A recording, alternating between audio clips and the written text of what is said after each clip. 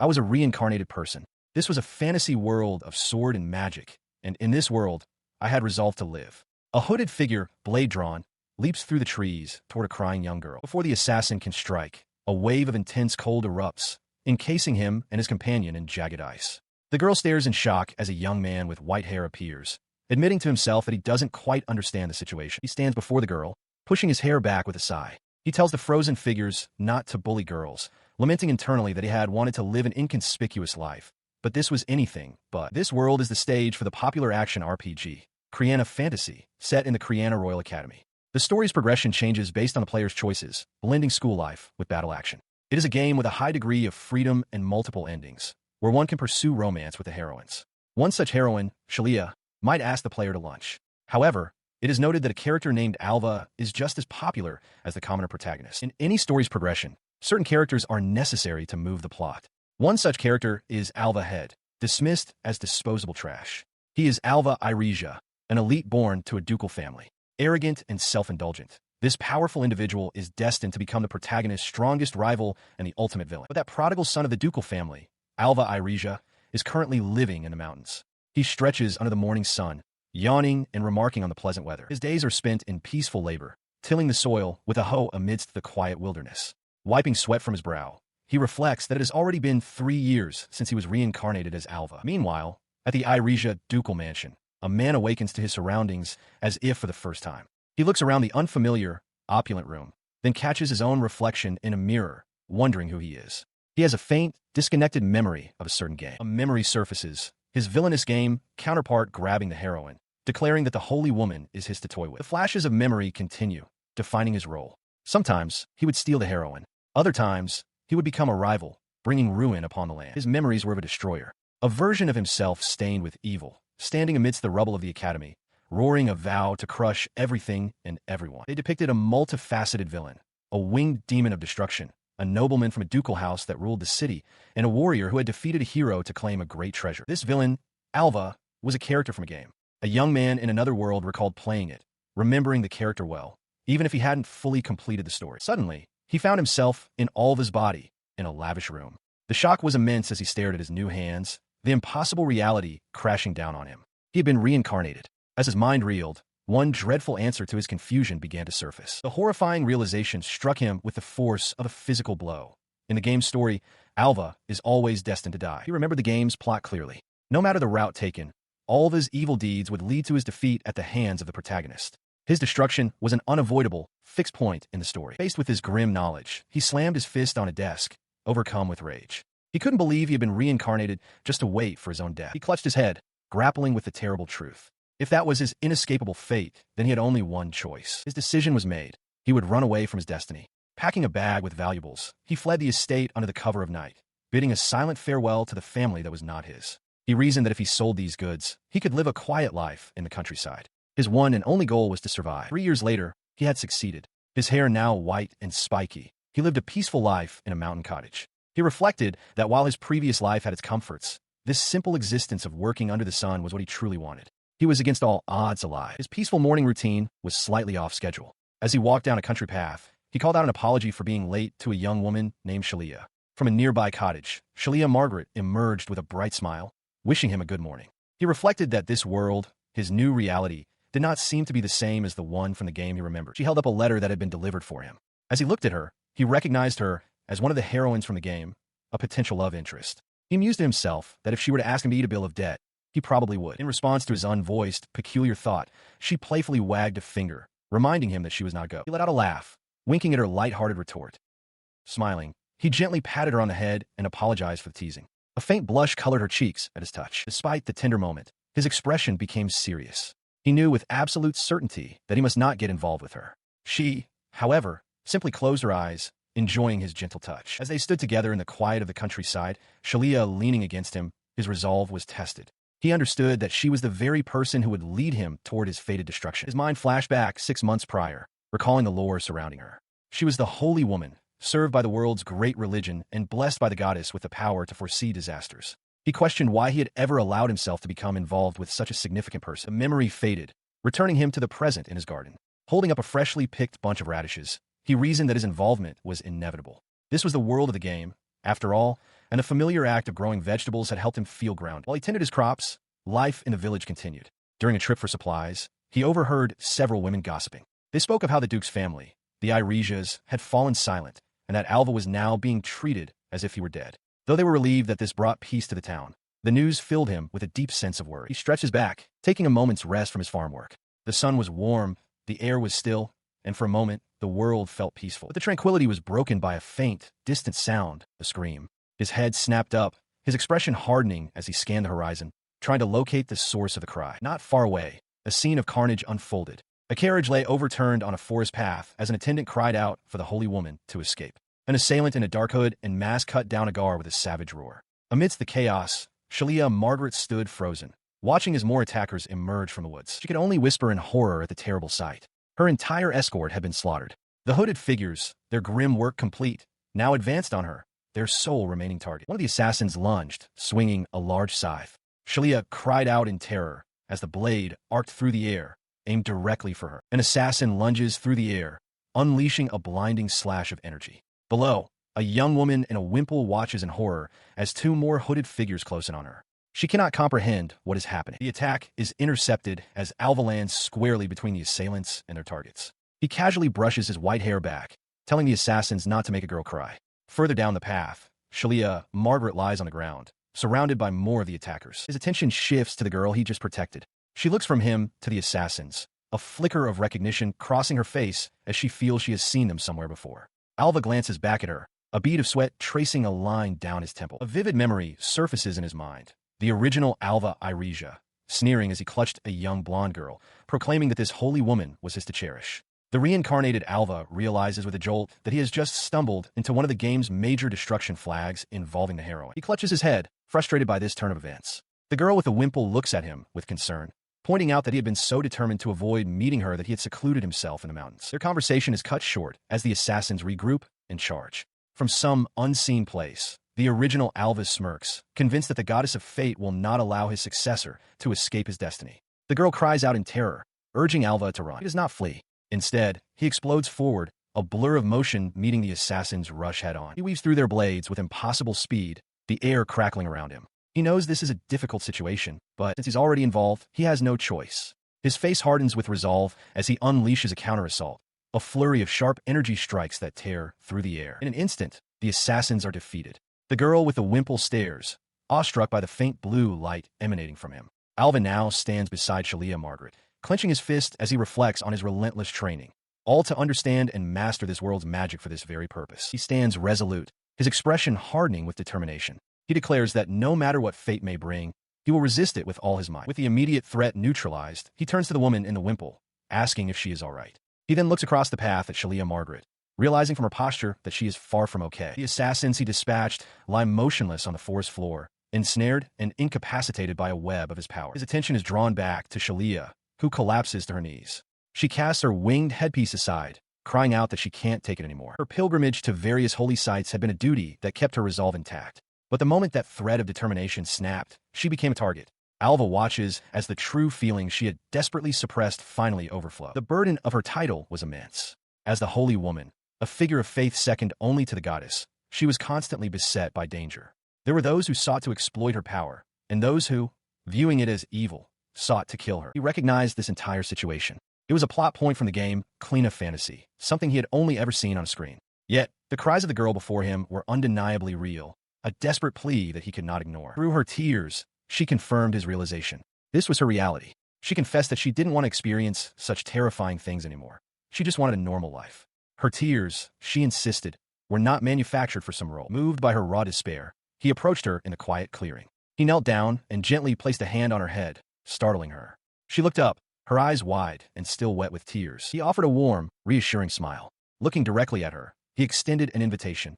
"Will you come with me?" He gently places a hand on her head. Shalia looks up, her eyes wide and tear-filled, her cheeks flushed with emotion. She whispers in disbelief, questioning if he truly means for her to come to his home. She remains kneeling, her mind racing. While the full scope of the situation eludes her, one thing is clear. He doesn't see her as a mere character in a story. He sees her as a person who has been struggling, and he's telling her it's all right to rest because she has tried her best. The words resonate deeply within her. She realizes that hearing someone tell her to rest is far more meaningful than being pushed to try, so hard she breaks. This simple kindness from the man before her feels profound. He stands before her, offering a choice. If she wishes to defy her destiny, he will stand with her. But if she feels she has nowhere to run, he will become her sanctuary. Extending a hand, he tells her that in this, they are the same. Tears streaming down her face, she reaches out and takes his hand, accepting his offer. She wants to go with him to his side. He looks down at her, a gentle smile on his face, acknowledging to himself that while getting involved with a girl tied to a destruction flag is dangerous, it's a risk he is willing to take. As she makes her decision, a sense of peace settles. She formally introduces herself as Shalia Margaret, asking him to simply call her Shalia. He, in turn, asks her to call him Alva, realizing in that moment that he wants to see her smile far more than he ever wants to see her cry again. And indeed, a smile suits her far better than tears. Her expression is now bright and full of hope as she holds a letter. Sometime later, with her composure regained, Alva asks about the letter's contents. She explains that after recovering, she sent a letter to her father, the Pope, and this is his reply. Without another word, she suddenly embraces him, holding him tightly. Looking up at him, she asks if he will come with her. He smiles down at her with unwavering confidence. Of course, he replies, promising to take responsibility for helping her until the very end. Overjoyed, she simply says his name, Alva. He considered her proposal, thinking it might not be so bad after all. Shalia, however, had a specific destination in mind, holding up a pamphlet and cheerfully suggesting they go together. His eyes widened in shock as he recognized the place she was pointing to. Here, he stammered. The pamphlet she held was for Kriana School. A cold dread washed over him as he recognized it as the setting for the game, Kriana Fantasy. He had run away from home, he recalled, so simply returning to the church with Shalia wasn't an option. His mind raced, picturing the school not as a place of learning, but as this stage of death, a place riddled with the destruction flags that would lead to his own ruin. Oblivious to his inner turmoil, Shalia's face lit up with pure joy. With a radiant, blushing smile, she declared that as long as Alva was with her, it would be the best school life imaginable. Her heartfelt declaration seemed to wash away his fears. A gentle, determined smile formed on his lips as he looked at her, his decision made. The world is that of a romance action fantasy game, set in the Cliana Academy. The Cliana Kingdom is known for recruiting not only talented nobles, but also commoners and demi-humans. Within this story exists a character named Alva Irija, the villainous son of a duke.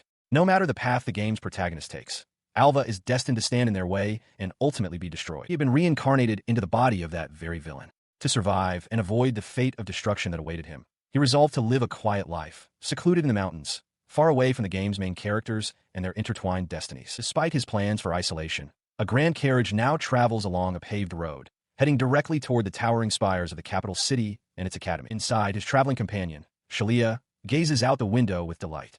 She points, telling Alva to look at how large the Cliana Academy is. He, however, can only lament that he has ended up in the one place he desperately wanted to avoid. She notices his pale expression and asks if he is all right. He quickly blames his poor complexion on motion sickness from the carriage ride. Unconvinced, Shalia offers her lap for him to rest on. Alva quickly refuses, thanking her for the offer, but insisting he is fine. He knows the truth. Shalia Margaret is completely unaware of the perilous fate that awaits them. He reflects on his predicament. His own destruction is tied to this academy, and the game's heroines are central to that fate.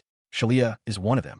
He cannot understand why she, of all people, has come to this school with him. The reason traces back to a letter. In a memory, Shalia hands him a sealed envelope, explaining that it is from her father and addressed to Alvis. He remembers his confusion, questioning why she was giving it to him. The letter carried immense weight. Shalia's father is the Archbishop of the Goddess Church, the most trusted figure in their faith. His authority is a force comparable even to that of the king of Cliana. He had been forced to deal with the daughter of such a man. The letter, though framed as a request, was backed by the full power of the Archbishop, a terrifying prospect. Swallowing hard, Alva realizes he had no choice but to comply. He and Shalia stood in quiet contemplation, the weight of their shared journey hanging between them. The letter he held contained words that were both an expression of gratitude and an apology. He now understood that Shalia was not merely a daughter of the church. She was a holy woman, born having received the grace of the goddess. Her fate was sealed the moment she dedicated her body to the divine teachings. From a young age, her devotion was absolute, leading her to travel to the people who kept faith in the goddess. Her pilgrimage took her to any place, no matter how cruel or perilous the journey. In a memory, she had once told her father that being born into the role of a holy woman was her purpose, and she was always grateful for it, a smile gracing her lips. But Alva now saw the foolishness of his past self, who had never noticed the true heart hidden behind that smile. He recalled the day he found her, crouching down to gently pat her head and asking, "Will you come with me?" This memory was followed by the words of Shalia's father, who thanked Alva from the bottom of his heart for saving both his daughter's body and her soul. He acknowledged that while Shalia was a holy woman, to him, she was simply his daughter. The man continued his plea, explaining that as a father, he wanted to grant his daughter's most important wish, to support her desire for an ordinary life. He then humbly asked Alva to forgive his selfishness and laugh at his foolishness. He met the heavy request with a gentle smile, asking that they not laugh at his presumption. His gentle expression gave way to flustered embarrassment as Shalia, initially surprised, beamed and called her father a wonderful person. Turning away, Alva formally accepted the request, acknowledging the impertinence of it, which prompted a confused Shalia to ask what was wrong. With the decision made, a plan began to form in his mind. He would have Shalia enroll with him at Quirce Academy. He considered the logistics. Quirce Academy was a gathering place for the most talented individuals, deeply connected to the goddess faith and without peer in other kingdoms. He realized that there, Shalia could truly live the life she wished for. He turned to her and voiced his plan, asking her to go with him. His resolve hardened as he recalled the assassins who had targeted her. He felt a sense of relief, knowing that someone with his power would be there to protect her from such threats. This desire was not one-sided. Shalia, too, wished for the very same thing, to be with him. Later, standing outside, Shalia spoke up, telling a surprised Alva that it was all right. She continued, a bright smile on her face, declaring that she would go to the academy, even if she had to go alone. As he watched her, Alva had a sudden realization. Her smile was a facade, hiding her true feelings, and he had almost failed to notice it. Her forced cheerfulness did not sit well with him. He countered her brave declaration with a stark warning. The academy is a frightening place, full of people, many of whom are cruel and flaunt their power. Shalia could only react with surprise. His voice rose, laced with intensity. He demanded to know if she would still go, even knowing the dangers. Shalia, shocked by his outburst, could only whisper his name. His harsh warning hung in the air, but Shalia's response was not one of fear. Instead, her expression brightened as she placed a hand to her chest, asking hopefully if this meant she would be able to make many new friends. She continued, her excitement growing. She acknowledged that an unfamiliar environment might be tiring, but the thought of a new place filled her with an eager anticipation that overshadowed any doubt. Seeing her unwavering optimism, Alva's stern demeanor softened into a gentle smile, mirroring her own hopeful expression. In that moment, his resolve solidified. He held her close, making a silent vow to himself. He would not let anyone get near the academy or Shalia. He had made his decision. He would face the so-called destruction flags with all his might. He looked at her radiant face and knew that a smile suited her far better than any look of sadness. His own expression hardened with determination. His thoughts drifted back. He recalled Shalia praying with gratitude to the goddess, the very being he believed had guided him to this world and to her. He also remembered the letter from the original Alva's father, which contained a fierce, handwritten warning from Shalia's own father. If you make my daughter sad, I will not forgive you. The memory of her calling out to him, excited for school, cemented his purpose. And so, with those resolutions fresh in his mind, the two of them arrived at Quirce Academy. Walking among the throng of other new students, they stopped, looking up with mouths agape. Alva exclaimed at the sheer size of the building, and Shalia, her eyes wide with wonder, voiced her agreement. Before them stood the academy in its full glory, a majestic castle whose imposing presence was far more breathtaking than anything he had ever seen on a screen. The grounds were adorned with equally impressive statues, a stoic knight in full plate armor, a serene, winged angel, and the proud head of a unicorn. Upon the grounds of Quirce Academy, Shalia admired the statues of the goddess, the hero, and the holy beast, calling them wonderful. Alva, however, felt a vague sense of unease, recognizing them as elements tied to events from the game he was trying to forget. As they continued walking, he reaffirmed his goal, to avoid the destruction flags associated with the name Alva Iresia by staying hidden. He was grateful that Shalia had provided him with the identity of Al, a holy knight apprentice. His attempt to remain inconspicuous failed immediately as a group of female students surrounded him. Shalia remarked that it was hard to believe he was a runaway delinquent. She tried to reassure him, saying that if any problems arose, her father would smooth things over. Alva could only laugh, thinking that she, too, underestimated the formidable power of the archbishop. He felt a familiar headache, a sign that a game-related event was imminent, and resolved to avoid anyone who might trigger a destruction flag. Just then, a student in the growing crowd pointed, shouting in recognition, "Isn't that the holy woman?" Another gasp, "Wow, it's really her." Alva and Shalia froze, their anonymity shattered. The recognition instantly ignited a frenzy. The crowd surged forward, begging for handshakes and friendship. Shalia, stunned by the attention, wondered aloud if she was some kind of superstar in this world. Alva grimaced, realizing too late that he should have been worried about the attention she would attract, not him. She was quickly overwhelmed, swallowed by the sea of faces and reaching hands. The crowd chanted, "Holy woman," as she looked around in a panic, her voice barely a whisper. In that instant, a powerful shockwave of energy erupted outwards, blasting the students back with concussive force. Their faces contorted in shock as they were thrown off their feet. The blast originated from Alva, who stood his ground, creating a protective barrier of force that cleared the space around them. He then swept Shalia up into his arms, lifting her above the stunned crowd. He addressed them with a commanding voice, declaring that she was not present as the holy woman, but as a first-year student enrolling at Kriana Academy. She looked up at him, murmuring his name with a blush. He glared fiercely at the onlookers, warning them that he would not tolerate such a thoughtless mob again. He proclaimed that, as a holy knight apprentice, he would stake his life to protect the holy woman. He leads Shalia away, leaving the crowd of students utterly bewildered. They murmur amongst themselves, trying to comprehend what just occurred and how the holy woman was taken from their midst in a flash. As they walk, Shalia turns to him, her expression full of gratitude as she thanks him. Alva replies with a wry smile, musing that causing a scene would surely earn him a scolding from his ancestor. He then correctly deduces that she must be the child of a prominent noble house. Their exchange does not go unnoticed. From a distance, a young woman with long, reddish-brown hair and the bearing of a warrior stops in her tracks. Her eyes widen in disbelief as she recognizes the white-haired young man, breathing his name, Al-Ba, before the grand, towering spires of Kriana Academy. Shalia Margaret turns with a bright smile. She calls out Alva, urging him to hurry so they can go get their uniforms. Alva stands with a grim expression, having steeled himself for this moment. Yet, standing before the academy, he cannot shake the knowledge from his past life. This is the place where Alva Irija is fated to be destroyed. His fist clenches tightly at the thought. As he begins to tremble, Shalia gently takes his hand in both of hers, her touch soft and reassuring. She looks up at him, her smile unwavering, and tells him not to be afraid. She is with him. Her words have an immediate effect, and his trembling ceases.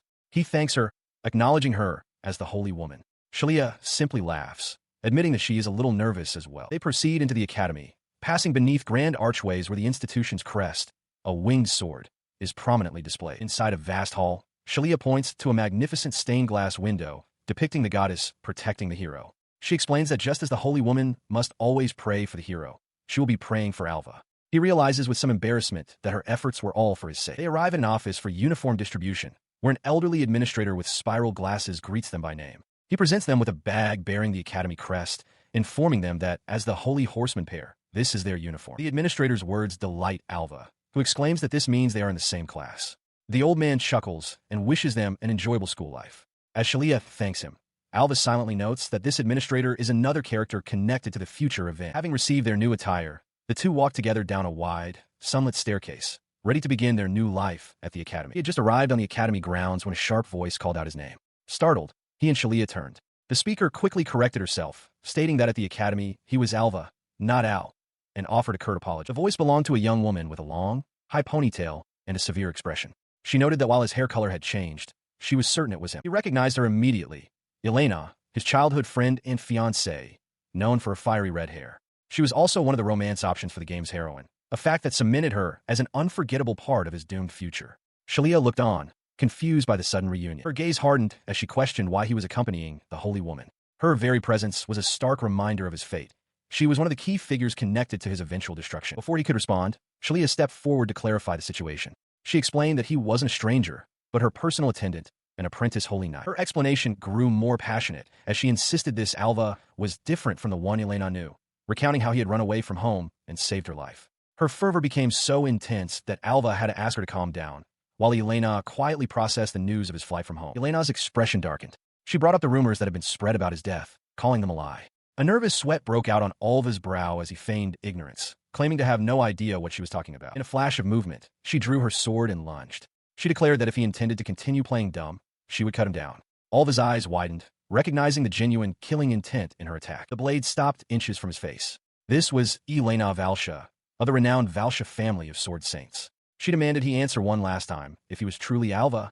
He warned Shalia to stay back as other students began to murmur, questioning why a Valsha would threaten the holy woman's attendant. He stood his ground, his resolve hardening as a memory of his original, violent death flashed through his mind. He vowed to himself that no matter what fate awaited him, he would resist it with all his might. He meets her gaze with unwavering resolve, stating his name simply. A confident, almost predatory smile spreads across Elena's face. She accepts his declaration, vowing that if that is his name, she will carve it into his very being. The duel erupts in a clash of steel. As their blades meet, Alva grunts from the force, a troubling realization dawning on him. He had always scorned the so-called sins of the Persia family, yet now he faced Elena, one of the most formidable sword masters from the game. Her gaze is sharp and unyielding, a reflection of her absolute focus. With a sharp cry, she lunges forward, driving her blade straight towards him. But in the instant before impact, he vanishes, the flagstones cracking from the force of her empty thrust. Elena's eyes widen in disbelief as she realizes he's gone, a reaction mirrored by the stunned students watching from afar. A moment later, he reappears directly behind her, a shimmering aura of energy trailing in his wake. She whirls to counter, but he stops her blade cold, catching it effortlessly between two fingers. A confident smirk plays on his lips as he reveals the source of his impossible feat, the power of magic. His mind flashes back to his studies, a text detailing the natural powers of fire, water, and wind.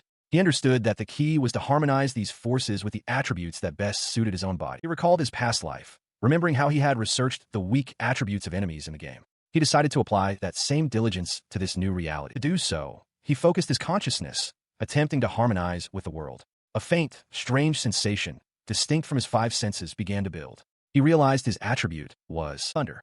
For 1 year, he constantly focused on that feeling.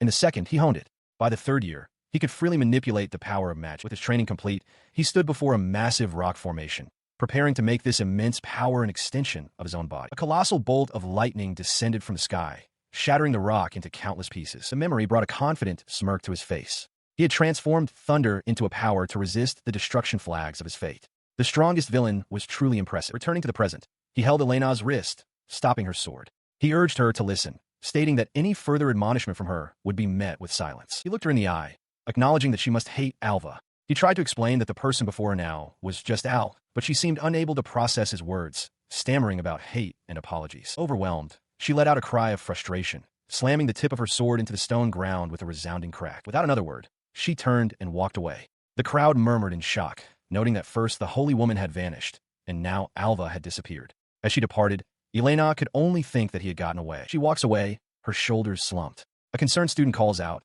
asking if she is all right. Without turning, she dismisses his worry, claiming it is nothing, just a bit of dust in her eye. But a single tear traces a path down her cheek. Meanwhile, Alva scoops Shalia into his arms and begins to walk away from the scene, offering a quick apology to the onlookers for the commotion. He decides this is far enough. He glances down at the girl in his arms, noticing her puffed cheeks, and asks if she is angry. Shalia turns her head away with a pout, insisting she is not. Nearby, a mustached man, startled by Alva's abruptness, wonders aloud who the stunning woman named Elena could be. Her resolve crumbles as a tear forms in her eye. She confesses her true feelings, admitting she felt insecure because Elena is more mature and beautiful, with a larger bust.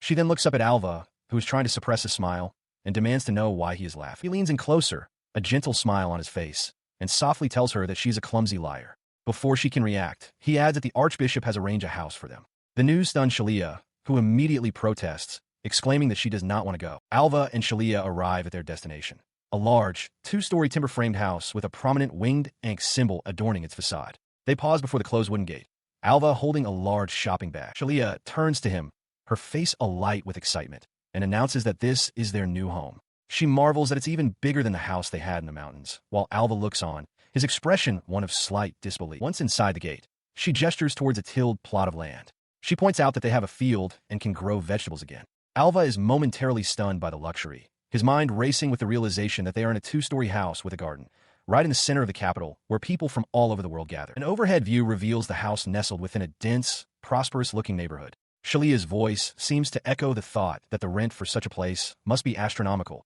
a clear sign of her father's considerable influence. They step inside to a spacious main room that contains a modern kitchen, a staircase leading upwards, and, curiously, a large, freestanding bathtub. Shalia walks ahead, taking in the new surroundings, as Alva follows with their belongings. Later, Alva sits alone on the edge of a bed in a simple but clean room. He gazes downward thoughtfully, quietly acknowledging to himself that it is, indeed, a good house. He and Shalia sit across from each other at a dining table. Alva broaches the subject of their finances, asking if she received money for the house and their living expenses. Shalia confirms she did, but Alva remarks that she only thinks of herself. Unfazed, Shalia explains that her father wants them to live a normal life and instructed her to earn her own way. However, she adds with a smile, he promised to provide money if they ever get into trouble, which brings a wave of relief to Alva. His relief quickly fades as he considers his own situation. With his arms crossed, he points out that he has very little money and might not find a job immediately. He opens his wallet, revealing its sparse contents. Shalia, however, simply tells him not to worry about it. As a grand, ornate cathedral with towering spires dominates the view, she reveals that her father has already arranged a job for him at the church. Alva can only react with a stunned, a job. Back at the table, Shalia elaborates on the duties of a holy woman. She explains they are granted power from the goddess, including the power of healing for external wounds and the power of recovery for more advanced magic. While they have often received great revelations, she admits she can't always understand the goddess's voice. She concludes by saying her father has gathered apostles who have had troubling premonitions and that she can earn money through donations for her services. Alva listens intently, absorbing the weight of this new information. He considered Shalia's future as a holy woman. It was a pure-hearted endeavor, but also a path that would lead to a life of constant scrutiny. He frowned, thinking that she would likely gather immense donations at the church just by showing her face. Shalia, noticing his troubled expression, asked what was wrong. He quickly brushed it off, claiming it was nothing. At their table, he told her that he would be working as well, so she should focus on her own money. He insisted that a man couldn't simply stand by while a girl did everything. With a serious tone, he advised her to save her earnings for a future husband. The suggestion caught Shalia completely off guard, her mind flashing with a fantastical image of what that could mean. His words struck a deep chord. Shalia's face flushed a deep crimson, her eyes welling with tears as she clenched her small fists, overwhelmed by a surge of emotion. In response, she shot up from her chair, declaring that she didn't know him anymore and that he could eat dinner alone. She turned and stormed out of the room, leaving him standing alone by the table in stunned silence. Later, lying on his bed, he replayed the conversation in his mind. He hadn't said anything wrong, he reasoned. He was merely Shalia's companion. She had a proper partner destined for her elsewhere. That partner is Yuri's, the official protagonist of the story Kriana Fantasy. He is a handsome young man, a master of both sword and magic, but his personality is the polar opposite of a holy woman's.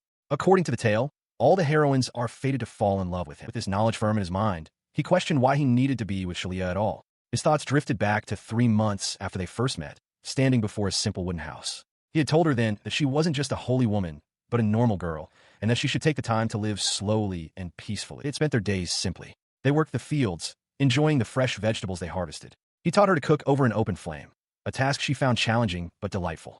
At night, they gazed up at a sky so full of stars it felt as if it could pull them in.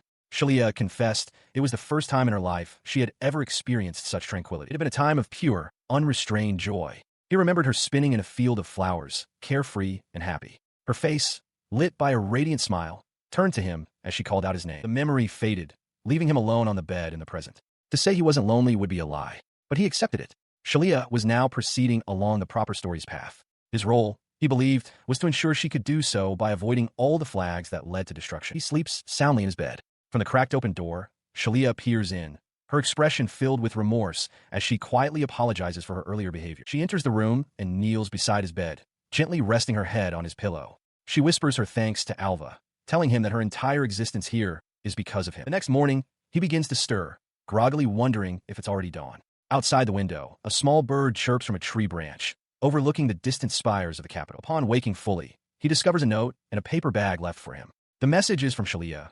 She apologizes for the previous day, explains she brought him some food, and says she's gone to the church for a while. A small smile touches his lips as he murmurs her name in thanks. He wastes no time in taking a large, hearty bite of the sandwich she provided. With renewed determination, he looks toward the sky.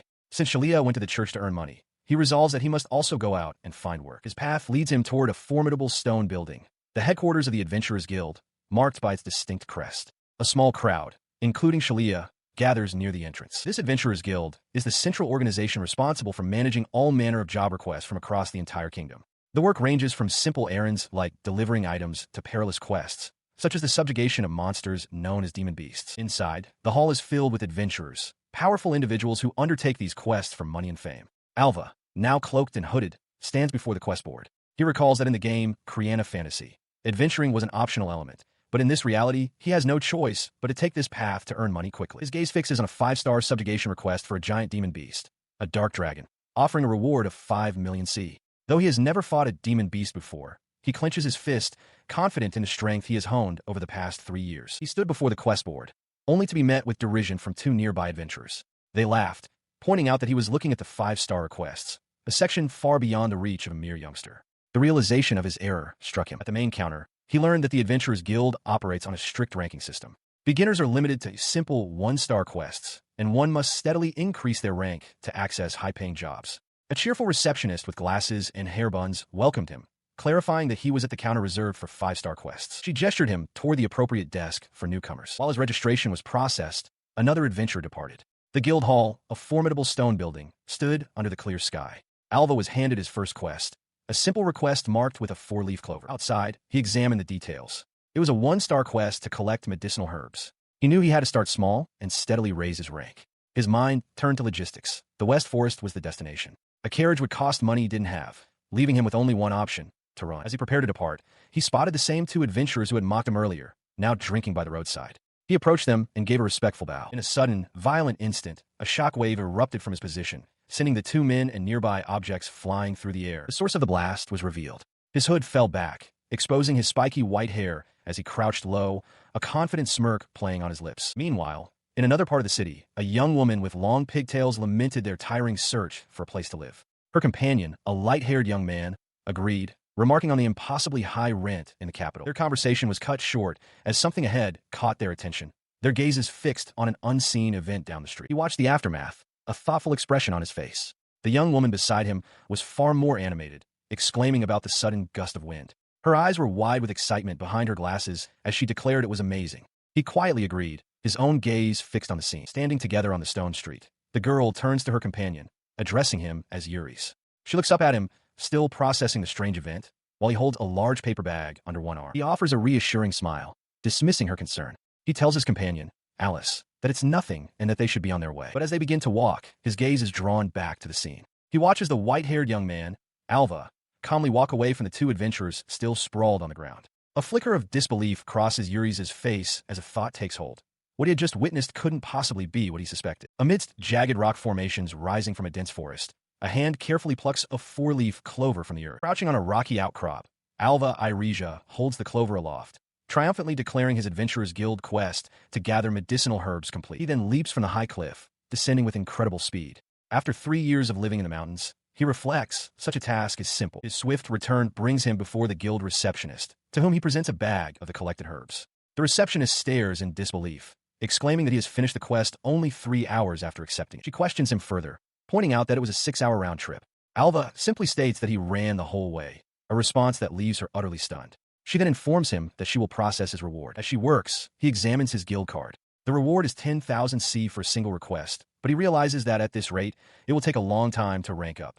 He needs to earn more, and faster. Far away, overlooking a sprawling capital city with towering spires, a thought drifts through the air, a wonder of how Shalia is doing. Within that city's grand cathedral, Shalia, the holy woman, stands before a massive statue of the goddess. She addresses an adoring crowd, proclaiming that their mother, the goddess, will guide the lost back to their rightful destiny. The congregation erupts in cheers, praising her and asking for her blessing. The crowd is overcome with joyous emotion, and a clergyman notes how pleased the followers are with the holy woman. With a serene smile, Shalia thinks to herself that in the same amount of time, she is earning more than 10 times what Alva makes. Meanwhile, Alva himself is oblivious, happily slurping a large bowl of noodles. He muses that the capital is the best, simply because it has ramen shops. He cleans a window, his thoughts drifting to the capital where his family, the ducal house Irija, resides. His older brother now runs the household, a place that feels alien to him since they cast him out.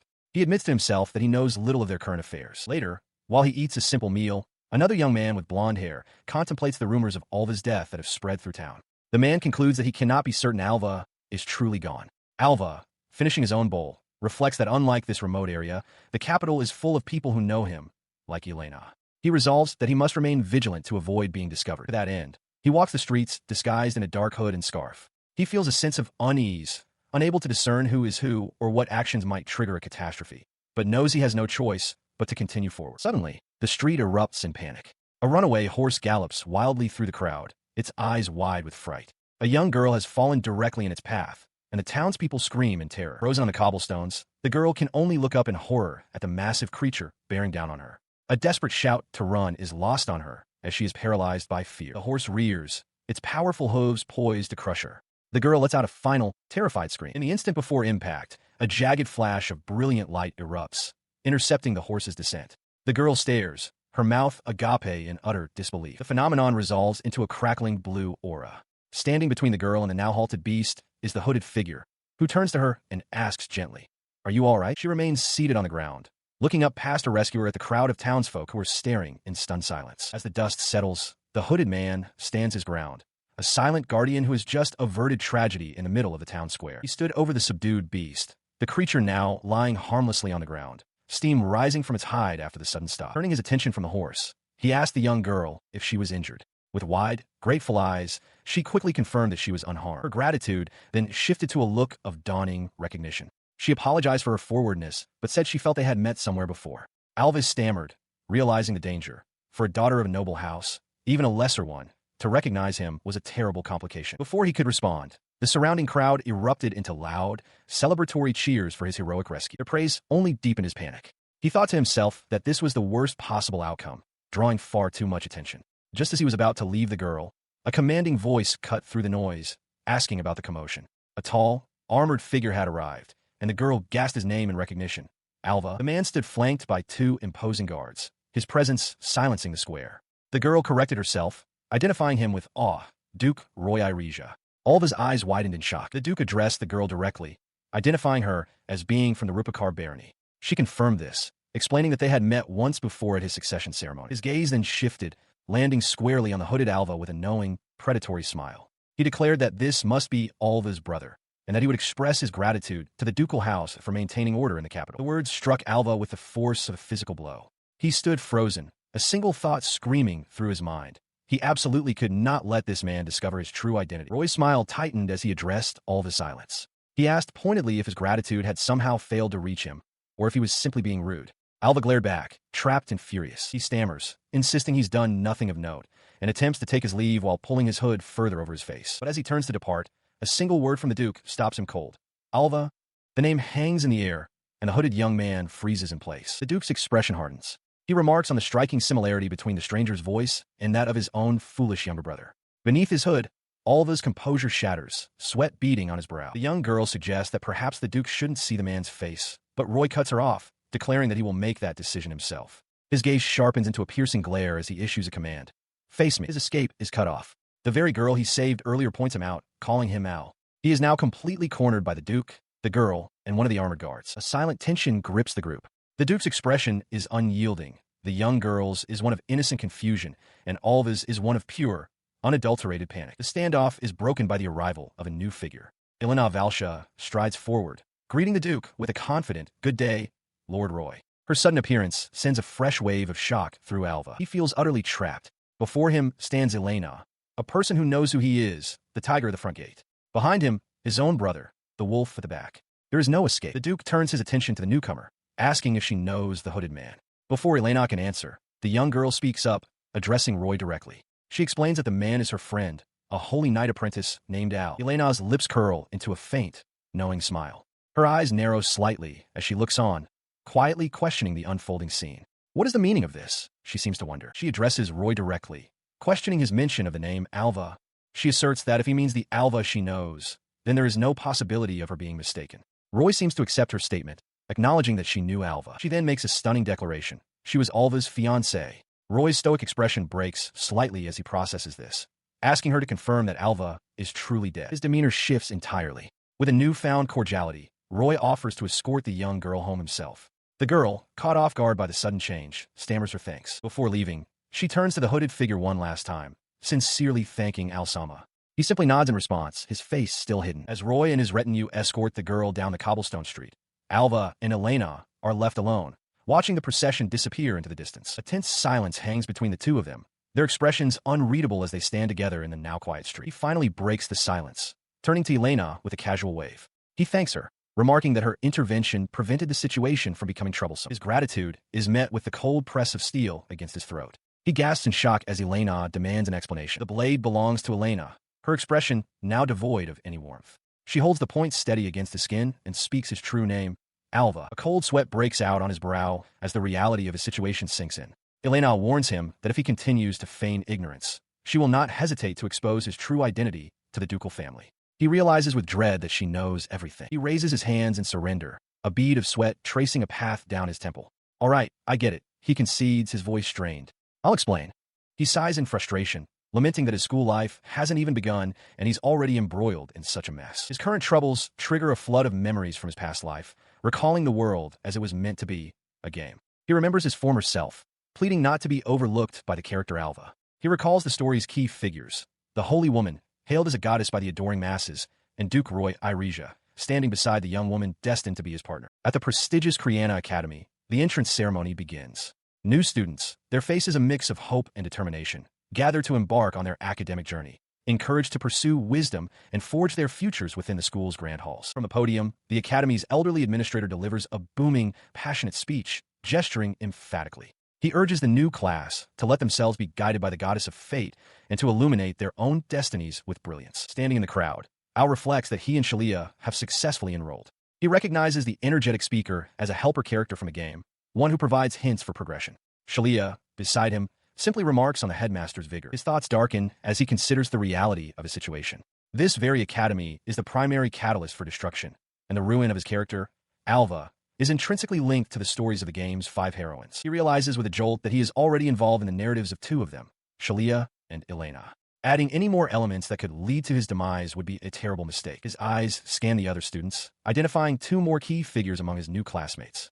There is Alice, the protagonist's childhood friend, and Lily, the sage's disciple. He concludes that he must be extremely cautious around them. Then his gaze falls upon the most dangerous person of all, an existence he must be warier of than even the 5 heroines.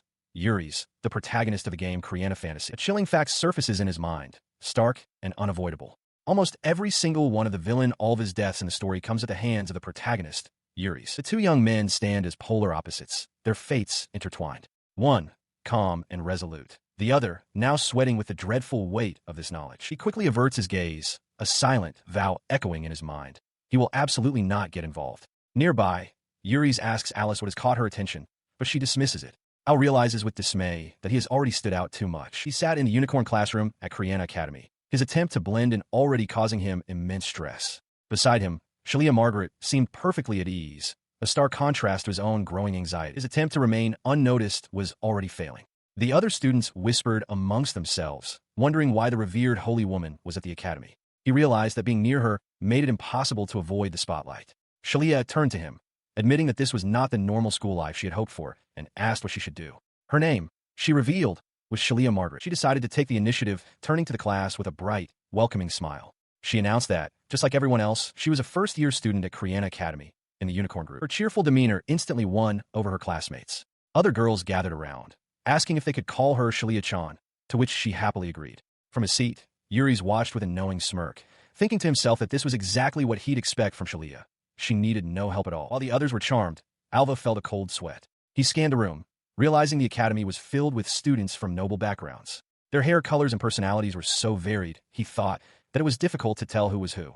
He knew he had to figure out their true identities before it was too late. His internal monologue was cut short as Shalia suddenly took his arm. She presented him to the class, declaring him to be her friend and paladin apprentice, Al. She then asked everyone to please get along with him, explaining that he could be shy. Alva could only stare in disbelief, realizing she had just made things infinitely worse for him. At her prompting, the entire class erupted in a boisterous welcome, shouting in unison, "Nice to meet you, Al." The sheer force of the holy woman's influence was staggering, and Alva was caught directly in the blast. Through the commotion, another voice emerged. A young woman with reddish-brown hair raised her hand. "Elena," she began, "so you're in the unicorn group too? Well then, we're classmates." Her presence sent another wave of whispers through the room. The students recognized Elena Valsha, commenting that her swordsmanship was said to be endorsed by the Royal Knights. Alva listened, his mind racing as he processed that yet another of the game's heroines was now his classmate. Watching this unfold from afar, a young man's expression hardened into a glare. He spoke with quiet fury, questioning why she was with Alva instead of him. He declared, her former fiancé. In the wake of the outburst, Elena turns to Shalia, offering an apology for the events of the other day. The word, however, sends a jolt through Shalia, who can only react with wide-eyed shock at the mention of a fiancé. Her attention then shifts to Alva. She asks if he truly disappeared 3 years ago and ran away from home simply because he hated being a duke. Alva confirms this, explaining that he wanted to cast aside his former self and be reborn as someone new. He recalls his thinking from that time, 3 years prior. He knew that explaining his reincarnation was impossible. No one would believe him, and it might even trigger a destruction flag, leading to his death. It was a truth he could never share. During that time, the official story began to spread. First, a message arrived from the Irija family, stating their wish to break the engagement without any explanation. Soon after, news circulated that Duke Alva Irija was missing, then that he had died. Finally, rumors claimed he had been assassinated in town. A convenient narrative for those involved. Returning to the present, Elena admits to Alva that she truly thought he was dead. Her expression darkens as she confesses, with a shiver, how many times she had imagined striking him down herself for being such a worthless womanizer. Despite her harsh words, tears begin to stream down her face, her features shadowed by sorrow. The sudden display of emotion catches Alva completely off guard. She looks up at him, her voice thick with emotion as she explains that she cries because she, as Elena, has value as a person. She utters his name, Alva. A gentle smile breaks through her tears. She clarifies that the person standing before her now is not the same person she used to hate back then. Her words leave him blushing and flustered. He realizes this is a side of the story he never knew from the game, prompting him to wonder if the original Alva was ever truly a bad person to begin with. As he processes this, Elena continues, listing his recent heroic acts, protecting the holy woman and saving her from the rampaging horse. She concludes that he seems truly reborn, like a different person entirely. She then warns him that many noble daughters still resent him, so he should try not to stand out. Dismissing the danger, Alva offers to help her so that she won't be exposed, an offer that leaves her genuinely surprised. She responds with a terse, "It's nothing," turning her head away slightly, a faint blush on her cheeks. Alva, however, offers a bright smile and thanks her by name. The memory of her past isolation surfaces in her mind. After the engagement was broken, she had been ostracized, with no one to rely on. Back in the classroom, Alva reminds Elena not to forget their promise. Shalia, standing beside them, chimes in, addressing Alva with a similar sentiment as the interaction draws the curious gazes of their classmates. She then turns her attention fully to Elena, calling out her name with a respectful suffix. Elena looks back at her, formally inquiring what the holy woman wants. Shalia insists that since they're classmates, Elena should stop using formal titles and simply call her by her name. A small smile touches Elena's lips as she agrees, requesting that Shalia do the same and call her Elena. With the formalities settled, Elena formally introduces herself, leaving Shalia momentarily stunned and flustered. Their newfound rapport immediately attracts the attention of other female students, who gather around to admire Elena's beauty, much to Alva's bemusement. The other students quickly turn to Alva, questioning why he kept his acquaintance with Elena a secret. He defensively claims he wasn't hiding anything, just that the timing was never right. Beside him, Shalia puffs out her cheeks in a pout, while Elena watches the scene with a quiet laugh. The lighthearted moment is shattered by the arrival of another student, whose face is twisted in a contemptuous smirk. His presence immediately changes the atmosphere, causing the students behind him to recoil in apprehension. He strides forward, stopping before Alva's group. With a dismissive tone, he asks Alva who he thinks he is, deriding him as a country bumpkin who doesn't know his place for daring to speak to someone of Elena's stature. His demeanor shifts completely as he turns to Elena, bowing his head slightly and complimenting her unchanging beauty. He then refers to Alva as a nuisance, noting his cooperation with the other one and declaring that some people just won't give up on her. He smugly introduces his family, the Walgots, as a noble house worthy of partnering with the Persia ducal family. He then addresses Elena directly, telling her not to involve him in her school affairs and asserting that her own value is far greater than she seems to believe. Elena listens with a cold, unwavering gaze, her arms crossed. Her lineage, the Persia ducal house, is a distant branch of the royal family, a single, beautiful flower in the grand garden of nobility. He continues, explaining that he won't walk with her just for the sake of their family's prosperity. Shalia watches the exchange with a placid expression, but Alva interjects, demanding to know what this is all about. The arrogant student clarifies that he is only here because he was asked to be by Elena's side. The thought that someone would try to measure the value of a person like Elena infuriates Alva, his eyes narrowing with cold anger. The sheer intensity of his glare startles the arrogant student. Shalia, however, simply smiles, remarking that Alva is just as she expected him to be. The surrounding students look on, shocked by the sudden tension. Recovering his composure, the student bellows that Alva is being disrespectful to the Walgot family and that he will not be forgiven. He throws a white handkerchief towards Alva, a formal challenge. As Elena whispers Alva's name in concern, he catches the cloth, questioning its meaning. The student answers plainly, his arms crossed in a show of confidence. It is a duel. The declaration sends a ripple of shock through the onlookers, while Alva can only stare back in utter confusion, demanding to know why. Surrounded by his fellow students, the arrogant young man crosses his arms and loudly declares his challenge. A duel. The sudden declaration leaves Alva Iresia bewildered and sweating, wondering what is happening. Beside him, Shalia Margaret clenches her fists, shouting words of encouragement, while Elena Valsha looks on with an expression of weary annoyance. This confrontation is governed by the strict rules of Kriana Academy. While all duels to the death are expressly forbidden, the right to challenge another to protect one's honor is officially recognized. Furthermore, such duels are only permitted within the designated dueling grounds, and an official witness must be present for the proceedings to be sanctioned. On the field, a small, formally dressed black cat acting as referee announces himself as the witness, Cat Sith. He declares the start of the duel between Al and his opponent, Warabi, as they face each other before a crowd of spectators. In the stands, Shalia protests that Al shouldn't have to accept, but Elena coldly states that fleeing a duel is an act of cowardice, a crime worse than death. Down on the field, Al is stunned, realizing he knew nothing of these rules. The referee explains that for the duel to proceed, both combatants must declare that their honor and pride are on the line. For Warabi, this was an unexpected development. In the game's story, the dueling system was merely a side event. He smirks, taunting Al that if Elena loses, he will make her his woman. Hearing this, Ael's expression hardens into cold resolve. He accepts the challenge. He lays out his terms with a confident sneer. If he wins, Al is to stay away from his women. He declares that victory will be his. Al stares back, his determination unwavering. With both parties having sworn their intent, the cat referee announces that the duel has officially begun. As the duel starts, the students in the crowd murmur about Warby's reputation. They identify him as a flame mage, perhaps the most powerful in their entire year. On the field, Warby begins his incantation, calling upon the Red Purgatory to interfere with the world's principles and reduce his obstacle to cinders. A massive, fiery beast begins to coalesce beside him. He unleashes his spell, a massive, swirling vortex of fire. The cat Sith referee, observing closely, identifies the incantation as a high-level fire magic, Hellflame. The inferno erupts, rushing towards a wide-eyed Alva. The spell impacts with devastating force, creating a blinding explosion that tears through the dueling grounds. Warby braces himself against the violent shockwave. From the sidelines, the spectating students cry out Alva's name in terror. Elena watches with a horrified expression, while the cat Sith remains composed. A massive cloud of smoke and debris billows up from the point of impact, completely obscuring the results of the fiery assault. As the smoke begins to clear, Warby pants slightly, remarking on the impressive power of his flame. The cat Sith, however, calmly notes that its intervention is not yet required. Suddenly, Alva is standing directly behind a stunned Warby, completely unscathed. Warby whirls around, demanding to know how he appeared there. The crowd erupts in disbelief, questioning the instantaneous movement, while the cat Sith notes his incredible speed.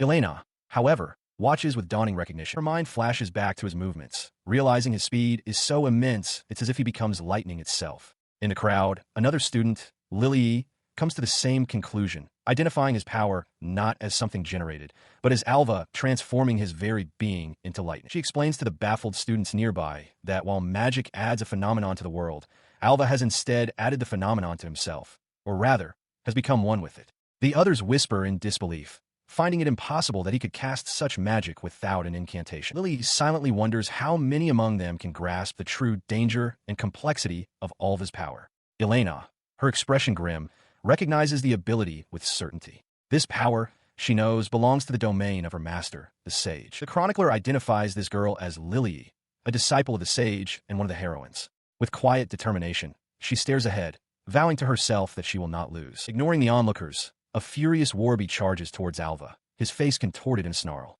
Alva remains perfectly still, hands casually tucked in his pockets, as the cat referee watches the aggressive advance. He bellows that Alva's incantation was flawed, a mere ferocious mess. Alva calmly retorts that Warby's own rigid adherence to the world's logic is the real barrier preventing him from seeing the truth. From a distance, within a large, tiled hall, the confrontation continues. A massive wave of magical energy suddenly erupts from Warby, blasting across the floor towards the stationary Alva. With a roar, Warby gathers a swirling sphere of intense fire in his hand. He thrusts his arm forward, unleashing the fiery projectile in a blinding flash. Instead of dodging or countering with a spell, Alva simply raises his hand. The fireball collides with his open palm, and the resulting shockwave throws Warby violently backward. His opponent tumbles helplessly out of the ring, landing hard on the ground. Alva lowers his hand, calmly remarking that Warby overdid it. The cat referee promptly declares Warby out of bounds, ending the match. The crowd erupts into cheers of Al. He gives a casual wave to his supporters. Below, a small cat nurse tends to the unconscious Warby, confirming he has only fainted. Watching from the stands, a young woman named Alice expresses her amazement, wondering how Alva could cast such incredible magic without an incantation. Beside her, a young man named Yuri's notes that coming to see the final was the correct decision. They are identified as the protagonist and a heroine of Kriana fantasy. She marvels that Alva knocked his opponent out with a single blow, but Yuri's corrects her. He explains that Alva didn't cast a spell. He simply stuck his hand out. Alice looks at him, confused by the statement, as the defeated Warby is wheeled away on a gurney in the background. He saw it all clearly. Alva hadn't struck his opponent at all. He had simply closed the distance and thrust his arm forward. Yet, that simple movement, executed at the speed of lightning, generated a tremendous shockwave that sent his opponent flying. From her perspective, Alice could only marvel at the display, admitting that Alva's move was incredible. She confessed that all she saw was a blue flash of light as he moved, leaving her unable to comprehend what had just occurred, a sentiment shared by the other students. Yuri's, however, had seen it all. Alice turned to him, asking if he could win a fight against Alva, since he had seen the move. Yuri's thoughtfully replied that simply seeing an attack doesn't guarantee one can counter it. So you'd lose? She pressed. He corrected her, stating there was no need to fight at all. But as Alice seemed to accept this, Yuri stood with unwavering confidence, declaring, I will not lose. He knew that if Alva ever threatened what was precious to him, he would be forced to act. Meanwhile, as Alva left the dueling grounds, Elena and Lily hurried to greet him, waving enthusiastically.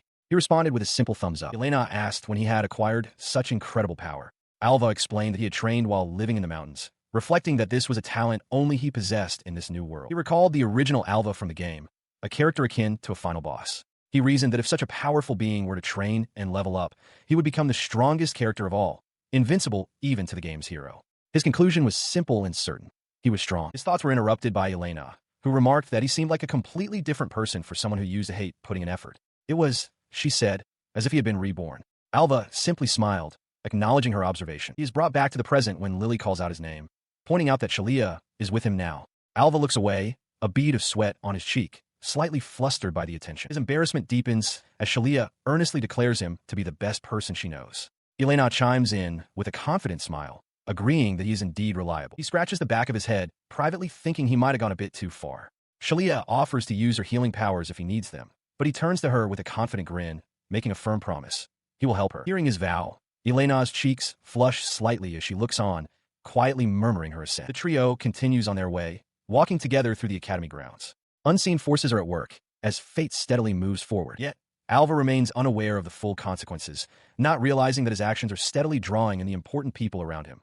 Yuri's, Alice, and even Lily. In a sunlit room, Shalia Margaret energetically throws open the curtains, announcing to a still sleeping Alva Iresia that it's time for breakfast. Groggily, Alva protests from under the covers, complaining that it's too bright. Shalia sits on the edge of his bed, cheekily informing him that she has to be forceful because he simply won't wake up otherwise. They sit down for their meal together.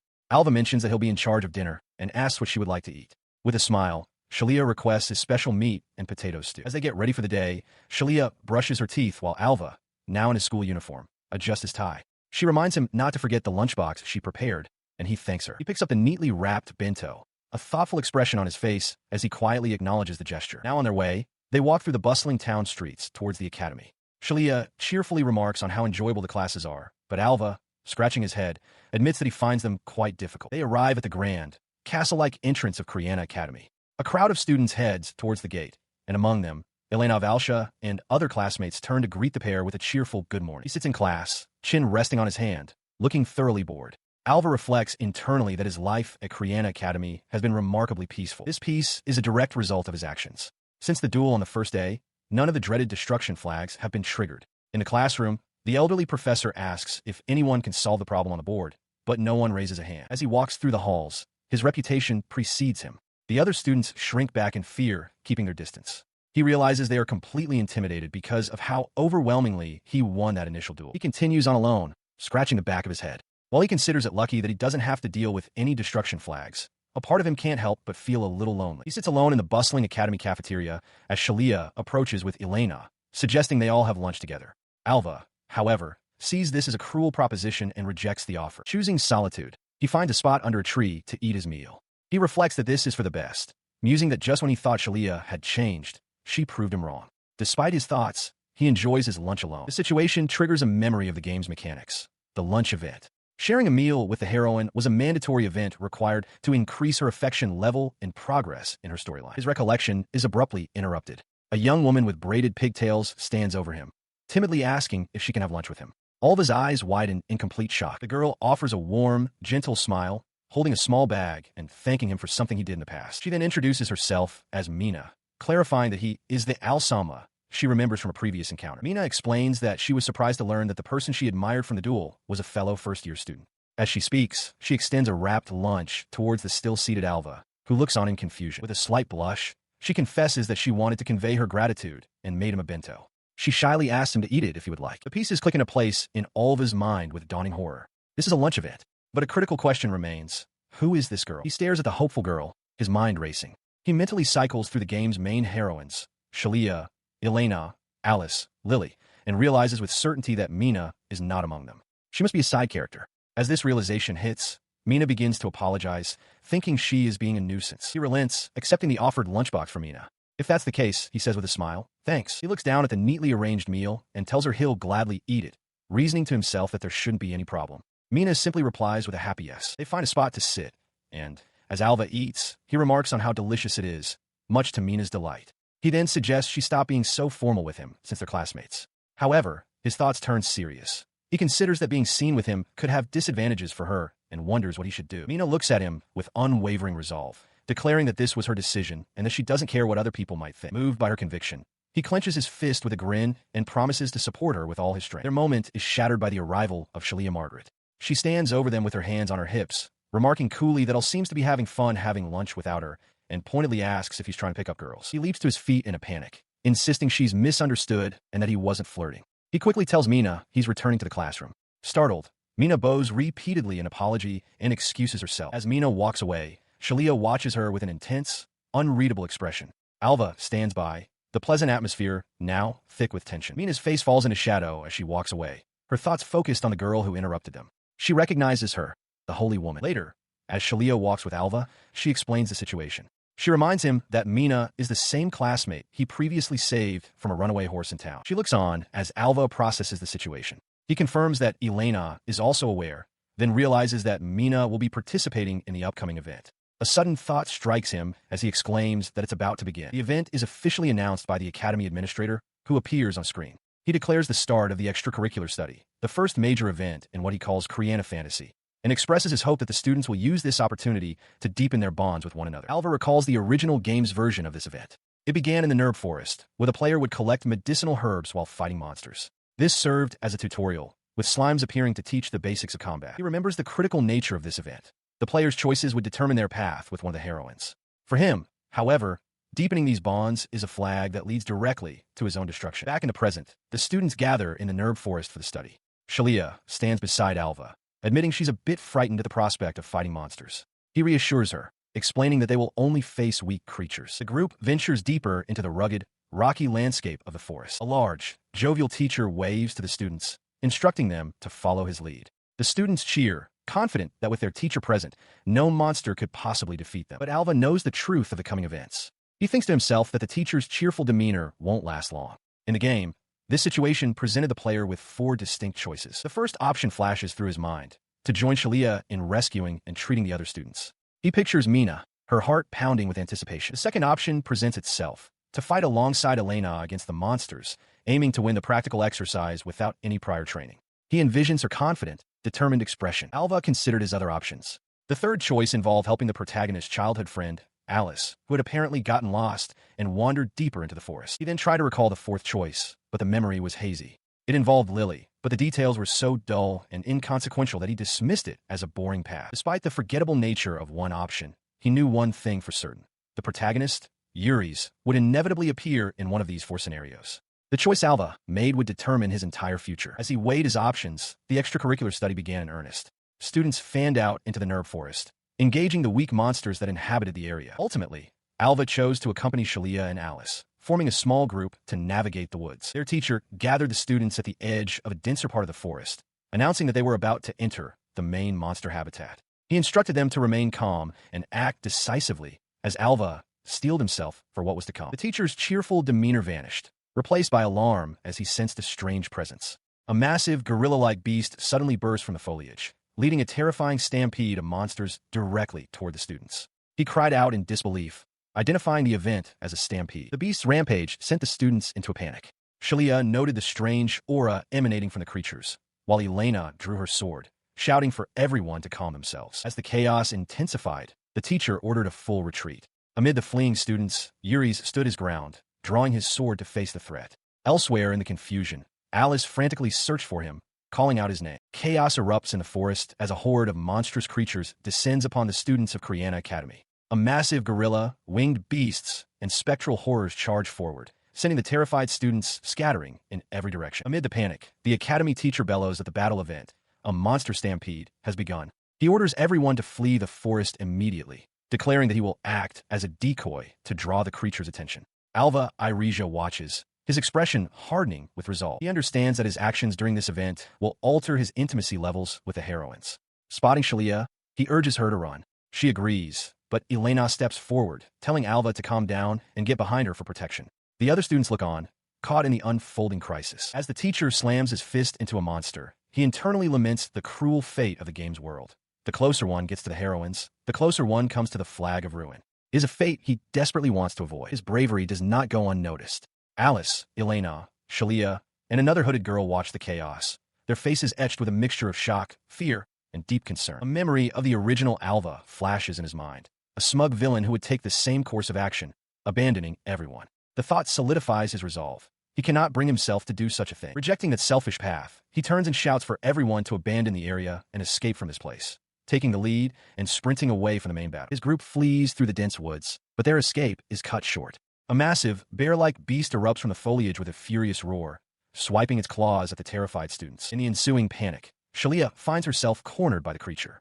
As Mina screams beside her, Shalia cries out, desperately calling Alva's name as the monster's fang maw lunges toward her. He answers her call. In a blinding flash of light, Alva leaps between them, unleashing a powerful blast of pure energy that engulfs the monster's head, shouting for it to stay back. He stands amidst the crackling energy of his attack, a fierce grin spreading across his face. Mina watches in awe, her voice barely a whisper as she utters his name.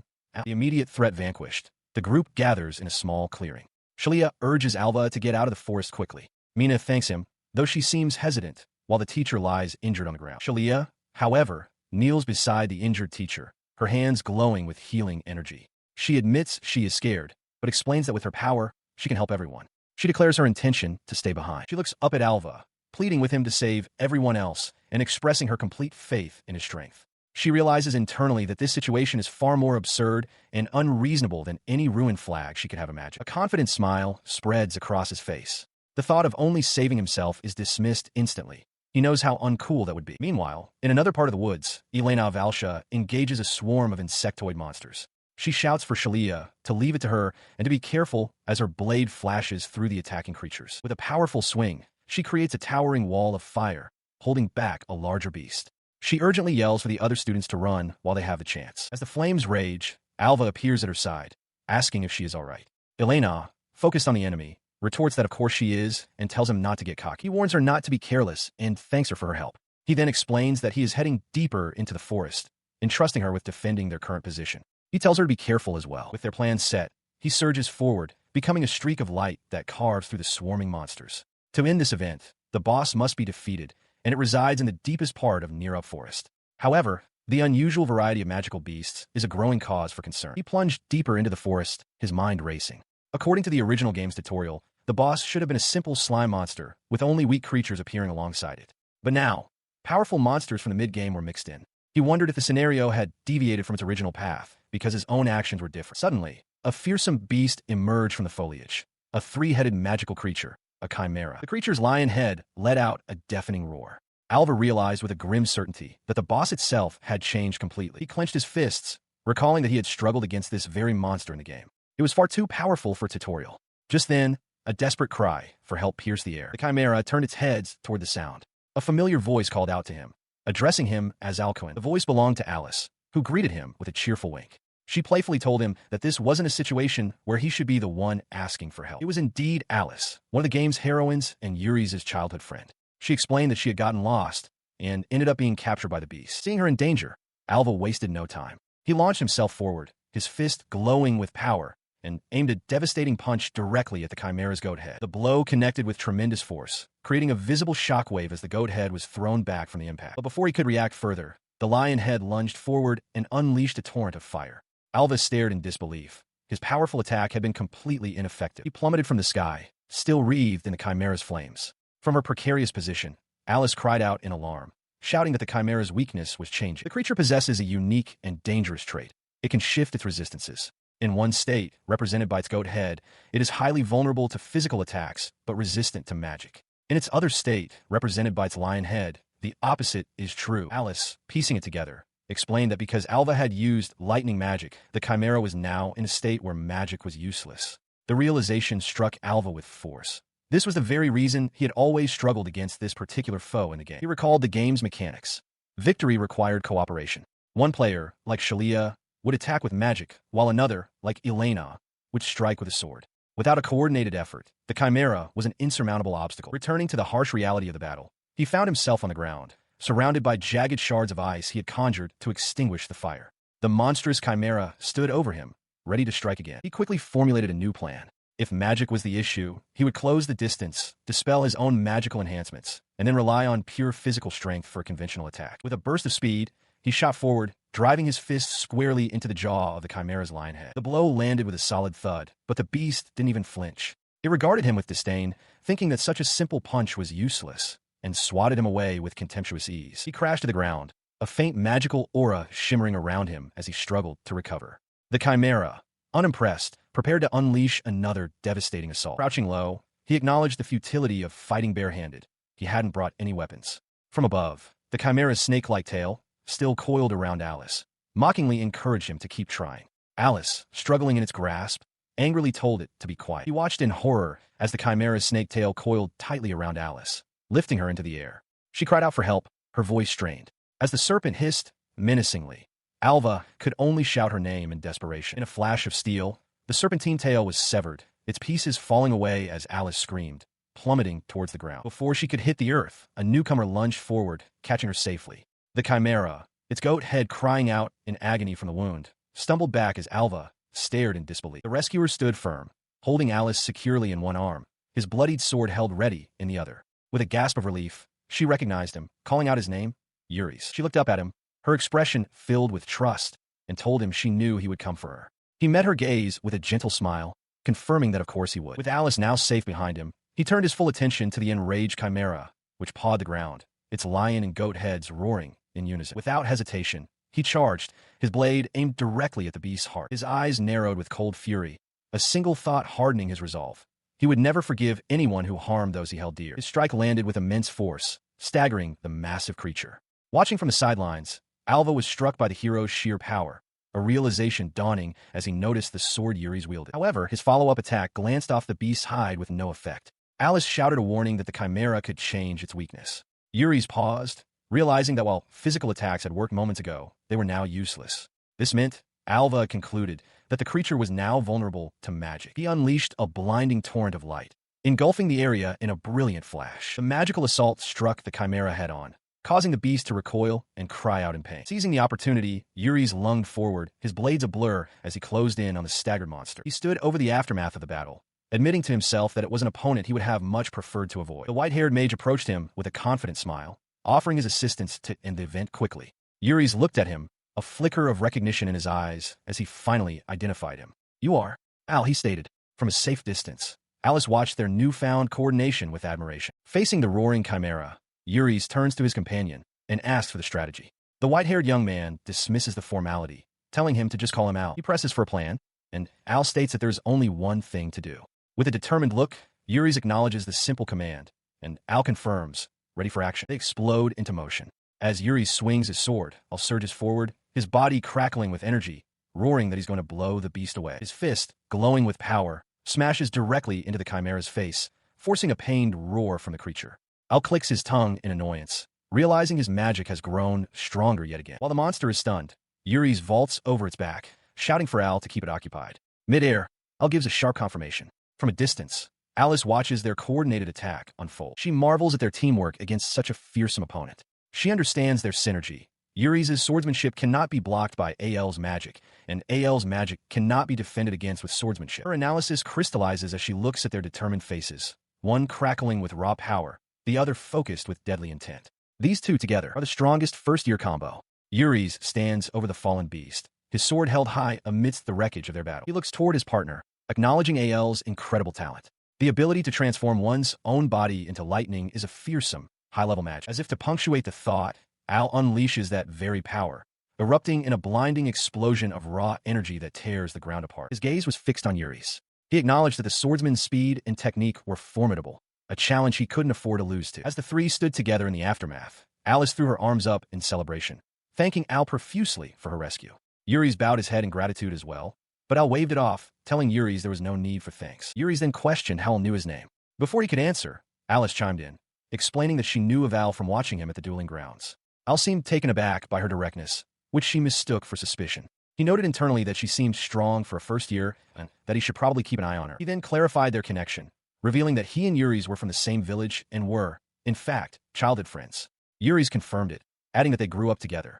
Alice then proudly declared that Yuri's was the strongest man from their village, a fact that seemed to be part of his established reputation. Yuri's elaborated on his relationship with Alice, explaining that she is like a sister to him. The comment made Alice blush, a flustered expression on her face. Al quietly repeated the word sister to himself, observing her reaction. Alice, meanwhile, seemed to be having an internal debate, insisting to herself that she was the older one and that Yuri's was being difficult. Shifting the topic, he suggested it was time for them to return. He then clarified that since they were in different groups, Fenrir and Unicorn, he would be heading back by himself. Yuri's offered to accompany him part of the way, and Alice readily agreed, seeing it as no trouble at all. But Al abruptly turned his back on them, shouting that he hated the idea of traveling with them and wanted nothing more to do with them, citing it as a destruction flag. His sudden outburst left Yuri speechless. Instead of being offended, Yuri's broke into a wide, sincere smile. He declared that he would never forget the debt he owed Al and looked forward to seeing him again. The unexpectedly warm response stunned Al, who thought to himself that Yuri's had no reason to smile at him that way. As the three parted ways, their silhouettes stark against the light, a single truth defined their relationship.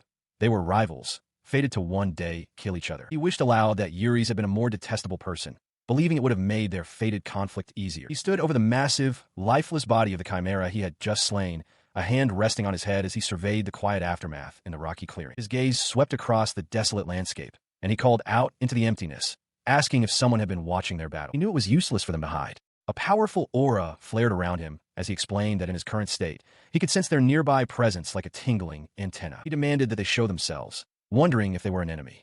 The silence that followed only heightened his suspicion. In response to his demand, a nearby figure's invisibility began to shatter like glass. All of his eyes widened in shock as he recognized the technique as invisible camouflage and realized who the observer must be. The girl, now fully visible, introduced herself as Lily. With a calm expression, she stated that she was one of the main heroines and that it was a pleasure to finally meet him. Alva was taken aback, questioning how she knew his name. Lily clarified that while she didn't know any first-year students named Alva, she was aware of the one who had caused a scene with a duel in the arena. This mention of another duel clearly irritated Alva, as well as the arrogant student he had previously fought. He demanded to know why she was hiding there. Lily replied plainly that she had simply been observing him and his companions ever since they arrived at that location. Her attention then shifted to the fallen beast. She asked if it was a chimera, but Alva, looking confused, corrected her. He stated that while it was a chimera, it wasn't the one he had been fighting. He stared in shock as the chimera's corpse was suddenly consumed by an unnatural, sparkling black fire. "What?" he cried out, his eyes wide with disbelief. In an instant, the dark flames flickered out, leaving no trace of the monster behind. The chimera had completely vanished. He turned to Lily, utterly bewildered. She calmly explained that what they had witnessed was a transdimensional phenomenon. The chimera was a forgery, and because the magic sustaining it had disappeared, the creature did as well. She identified this principle as transdimensional logic theory. To clarify, she illustrated the fundamental rules of their world. Creating fire through friction with tools is a natural occurrence governed by existing rules. However, producing fire from nothing with magic is a violation of those rules. He remained confused, asking why magic was necessary if it was simply about harmonizing with one's own power. Lily corrected him, stating that magic is the power required to interfere with the forces of another world. She presented a diagram showing how magic power from their world, Kriana, which is in harmony with nature, is used to forge a phenomenon like fire that originates from a separate world. Applying this logic, she explained that the chimera was a forged product in their world, but a real entity in another, manifested by an unknown magic user. Since it was a magical forgery, it vanished. Lily then concluded that the user of such special magic, which ordinary people cannot wield, must have been targeting them. The realization struck Alva. Meanwhile, on a distant cliff, two cloaked figures observed the aftermath. One, a woman with a confident smirk, addressed her companion, expressing surprise that a first-year student had managed to kill the chimera. She conceded that Kriana Academy was more formidable than she expected. Her companion, almost completely hidden by her hood, affirmed this, stating that Kriana Academy was, of course, one of the three great powers, equal in standing to the royal family and the church. The leader sighed, complaining that she was out of magic power and couldn't use her own techniques. Her follower, whom she called Yuru, simply replied that it couldn't be helped. She decided they would retreat for the day, gesturing to her unseen companion that there would be other chances. The hooded woman, addressed as mistress by Yoru, smirked. Yoru suggested her leader could have handled the situation alone, but she countered that her power was not suited for dealing with groups, clenching her fist and effortlessly crushing a rock to dust to punctuate her point. Meanwhile, all of his mind raced. He grimly wondered if he was now involved in the destruction flags of the mages. His resolve hardened as he stared out at the rocky landscape. He would not forgive his enemies. He turned back to Lily, stating that with the chimera gone, the forest was safe and they should return. His tone then shifted as he asked who had taught her magic. Lily's simple reply, that she was self-taught, left him momentarily speechless, a flicker of intrigue in his eyes. She stepped forward with a gentle smile, declaring that she had taken an interest in him. Her words struck him with the force of a physical blow. He suddenly realized that this very event was the catalyst for deepening his relationship with Lily. His mind flashed back through recent events. Shalia, as the monster vanished. Elena, fighting the forged beast. Alice, identifying it as someone's magic. And finally, Lily, whose display of power had captured his own interest. The terrible understanding crashed down upon him. He hadn't just triggered one route. He had set off the destruction flags with every single heroine. His spiraling thoughts were interrupted by the sight of his classmates running towards him, waving and calling out.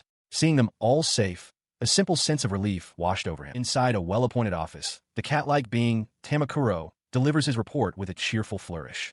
He confirms that while the imitation monsters were indeed attacked, there were no casualties among the students. The academy administrator stands before a grand window overlooking the sprawling campus, acknowledging Tamakuro's report. He ponders the enemy's true goal, questioning whether the first-year students were the intended target or if there is some other, hidden objective. His thoughts then turn to a more shadowy possibility. He questions the identity of this unknown enemy, his mind conjuring an image of a striking woman with hair split between black and white, flanked by Yoru and other dark, hooded figures. He is left to wonder about the nature of this enigmatic presence. In a rocky highland, Knight Commander Roy Iresia addresses his subordinate, confirming that the recent demon attack was merely a diversion. He commands a man to have everyone search the entire forest. Elsewhere, a woman with two-toned hair watches intently, wondering if the target is a first-year student. Meanwhile, the students arrive at their destination. The academy administrator welcomes them after their off-campus training, directing them to their lodging. She explains that the inn features a hot spring with healing magic, perfect for recovering from injuries and illnesses, and encourages them to rest well. As they walk towards the inn, Al remarks on the unusual severity of the incident for a simple class. Mina asks what he means, and he clarifies that the demon that attacked Shalia was not one prepared by the academy. Elena adds that it was created by magic. While some students are simply excited for the hot springs, Elena quietly notes that the academy staff likely made the right call by not causing a panic, a sentiment Al seems to share. Elsewhere, Yuri's, and Alice watch from a distance. Yoru observes that something has happened and decides they will need to investigate the students. Back at the inn's entrance, Shalia Margaret approaches AL's group and apologizes. She admits she doesn't know what happened, but promises to explain everything later. Inside their room, the male students relax on the tatami mat floor. One of them asks Al what he's doing sprawled out like that. Face down, Al replies that he's savoring the feeling of the tatami, a sentiment his friend laughs at and agrees with. His friend then announces that he's hungry and that dinner is after their bath, urging everyone to hurry. With a mischievous grin, he suggests they try to peek into the women's bath, a proposal that makes AL's eyes widen in shock. This suggestion triggers a vivid memory for Al, recalling a specific hidden event from the game, Kriana Fantasy. On the screen of a handheld device, the choice is presented, peeking at the women's bath, with the options to peep or don't peep. He recalls the game's mechanics perfectly. Choosing to peep would allow the player to see the heroines, but it came at a steep price. Their affection level would instantly drop to 0, making any romance with them impossible. The game's intended path required avoiding this choice to succeed. But a new, dangerous thought enters AL's mind. If he deliberately fails to raise the heroine's affection, could he perhaps separate himself from his character's predetermined destruction flag? He gulps, contemplating the immense risk. Meanwhile, unaware of his thoughts, Elena, Shalia, and Mina relax in the steaming waters of the women's open-air bath beneath a crescent moon. Elena sighs in contentment, calling the bath a blessing from home. Shalia and Mina happily agree, enjoying the peaceful moment. She and Shalia relax in the steaming water of the hot spring. Shalia, looking thoughtful, asks if it's true that Elena was once Alva's fiancée. Elena confirms it was in the past. Seizing the moment, Shalia then asks how she feels about Alva now. Meanwhile, in the men's bath, Alva rises dramatically from the water, his body tense with resolve. He internally reaffirms that his goal is not born of desire, but is a necessary action to avoid his destruction flag. His sudden intensity startles the dark-skinned student, who calls out his name in confusion. He flinches, startled out of his thoughts. Yuri's, relaxing in the water nearby, asks him why he is just standing there looking dazed. His irritation is plain as he turns to face Yuri's. Unfazed, Yuri's remarks on the timing, noting with a smile that it seems Alva is incapable of doing anything wicked. Back in the women's bath, Elena turns the question around, asking Shalia how she finds living with Alva and, more directly, if she likes him.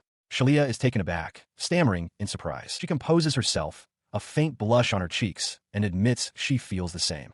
She explains that she is deeply grateful to Alva for saving her, and that she considers him a great and respectable person. Elena listens with a gentle expression. Their conversation is suddenly interrupted by a cheerful voice. A girl with her hair in 2 buns waves enthusiastically, exclaiming that she, too, was saved by Alva. Both Shalia and Elena turn, surprised, asking who she is. She happily introduces herself as Alice of the Fenrir group.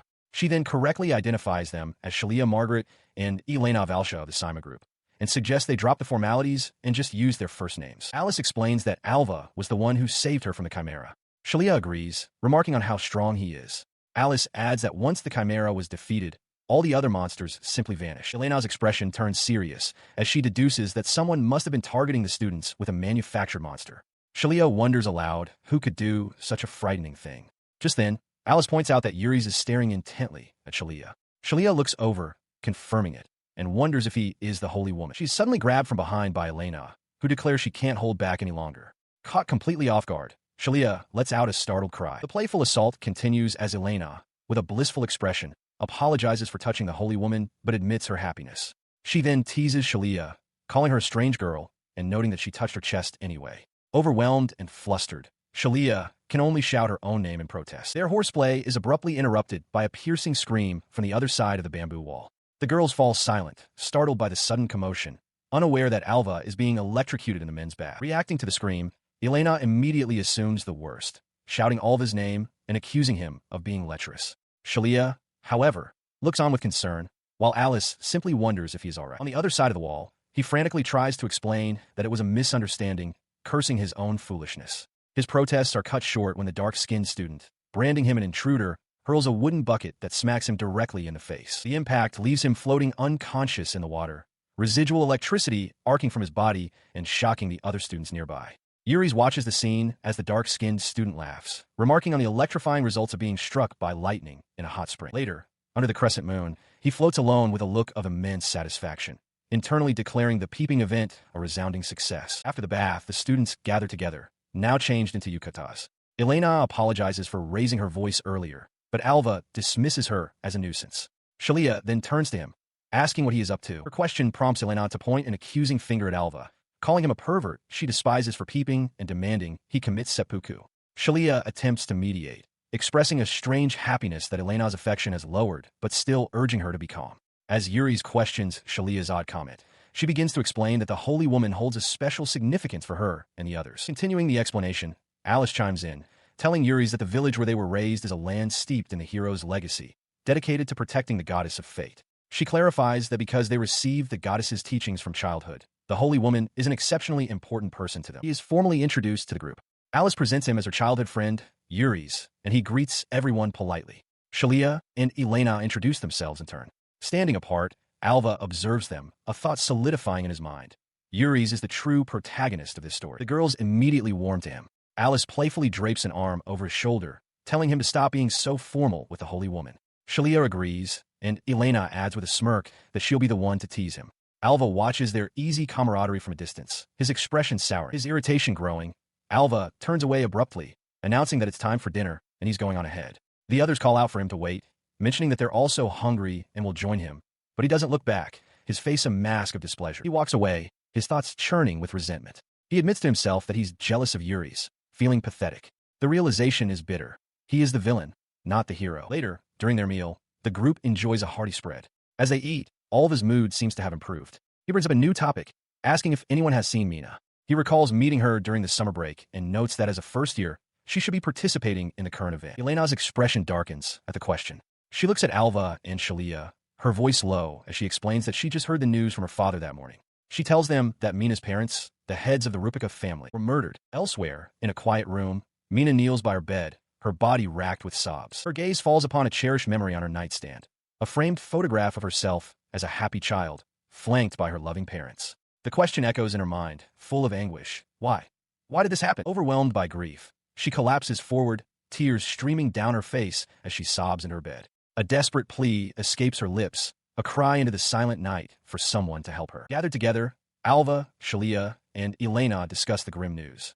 Elena confirms their fears, stating that the culprit behind the murder of Mina's parents has not yet been caught. The weight of the situation settles heavily upon Alva, his thoughts consumed entirely by Mina's plight. He struggles with the implications, recalling that in the world of the game, clear not fantasy, Mina was merely a side character, someone who should not have been involved in the main story. A cold dread creeps in as he wonders if the death of her parents will somehow affect his own destruction flag. As he contemplates his own fate, Shalia's voice cuts through his thoughts. She speaks with quiet empathy, observing that death is a burden far too heavy for one person to bear alone. Her words strike a chord within him. He recalls the many times he has seen her profile as she faced death, always with someone there to protect her. He concedes that Shalia is right.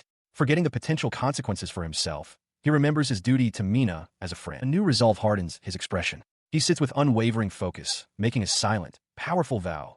he will become her strength. Alva Iresia rests his head on his hand, a blissful, sleepy expression on his face as he daydreams. His reverie is shattered by a sharp blow to the head. An elderly teacher, looking stern, reminds him that he is in the middle of class.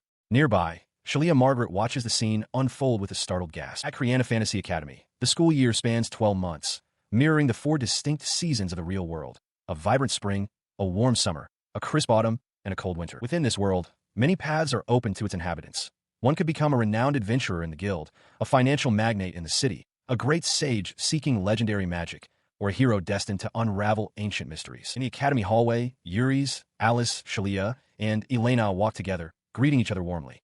From a distance, Alva watches them, his mind fixed on a singular goal: to make the heroine fall in love. He stands apart, arms crossed, reflecting on his reincarnation as Alva Iresia. He has no intention of pursuing any of those grand destinies for himself. This is because no matter the event or scenario, he is fated to become the protagonist's villain, a role the original Alva Iresia played with menacing glee, whether as a dark sorcerer, a tyrannical ruler, or a fearsome warrior. And in the end, that path always leads to the same outcome: the villain tormenting the heroine, a future the current Alva observes with grim determination. He is suddenly pulled from his dark thoughts when Yuri's calls out his name, questioning him. Alva turns, a look of shock and alarm on his face. He stands before Alva, demanding to know what he is doing in a place like this. As Alva stammers, Yuri's declares with cold certainty that the villain's fate is to be destroyed by the hand of the protagonist. He stands with his companions as Shalia Margaret enthusiastically tells Alva Iresia that Yuri's was the absolute best in the Fenrir group during their practical test. Yuri smiles sheepishly, dismissing her praise by saying it was just a fluke. In response, Alice winks, teasing that his childhood friend certainly thinks highly of him. Shalia, flustered, insists her own sword skills were completely useless, while Elena Valsha confidently suggests they have a match sometime to test their abilities. Alva listens to their cheerful exchange, his own expression remaining flat and unreadable. He turns to leave, waving a dismissive hand over his shoulder. He tells them it was good for them, but he himself was completely useless, and bids them farewell as he walks away. As Alva departs, Yuri's wonders aloud if he made Alva feel bad, as if he were boasting. Shalia dismisses his concern, but Alice points out that Yuri's always seems to end up alone, a comment that catches him by surprise. Shalia watches Alva's retreating figure with a thoughtful expression. From a distance, Alva senses her gaze, internally questioning if she is feeling jealous. The group's attention shifts when Alice points out that if anyone is jealous, it's Elena. Caught off guard, Elena looks away as Yuri's and Shalia turn to her, asking what's wrong. Elena remains silent, her thoughts drifting to Alva. A flicker of suspicion crosses her face as she considers him. Meanwhile, Alva has found a quiet place to rest. He reaffirms his plan to himself: avoid the main characters at all costs and spend his time alone, just as he did in Mountains. He believes that is all he needs to do. Suddenly, a voice asks if he is taking a nap again. He looks up from the grass to see Mina standing before him. She calls out his name, and he acknowledges her presence. He is greeted by Mina, who notes that it's been some time. Identifying herself as a fellow background character, she offers to share her lunch with him, an invitation he accepts with a simple affirmation. The two share a moment of genuine laughter as they eat, the formality between them dissolving into easy camaraderie. He explains that it's precisely with her that he can speak so freely, without any particular airs. As he speaks, he casually wipes a smudge of food from his cheek. Their conversation shifts to a more serious tone as they rest beneath a tree. Mina mentions that she heard about his parents and offers to be a source of strength for him, a sentiment he quietly acknowledges. He turns the offer around, declaring with conviction that he will be the one to help her when the time comes. Surprised by his declaration, Mina expresses her gratitude, admitting she's glad she sought him out. A bright, tearful smile spreads across her face. She feels certain that just talking with him will give her the courage she needs. Their conversation is interrupted by a familiar voice. Shalia spots them from across the path, calling out to Alva before approaching to greet them both. She declares their meeting a fortunate coincidence and extends an invitation to Mina as well. When Alva questions her, Shalia explains that everyone is gathering at her home after school. With a brilliant, joyful expression, she throws her arms wide and announces her plan. They're all going to have a party. The grand facade of a large estate appears as both Alva and Mina react with confusion. He questions the sudden announcement, while she can only echo the word party in surprise. He is greeted by a sudden, joyous shout of "Happy Birthday, Al!" from Shalia and the others.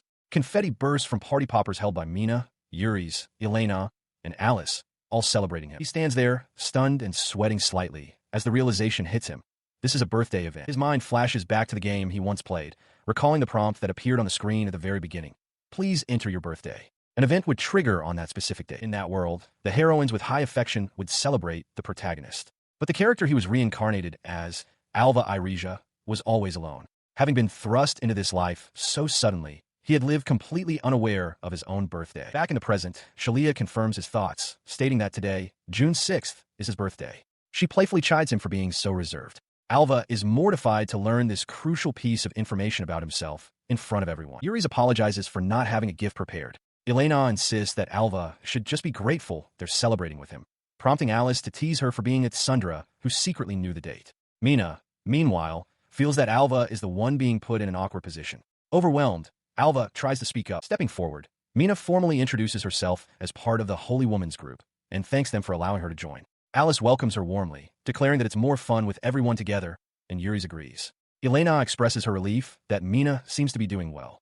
Finally, Shalia also formally welcomes Mina to the group. Despite his determination to remain a background character, Alva finds himself surrounded by the story's main players.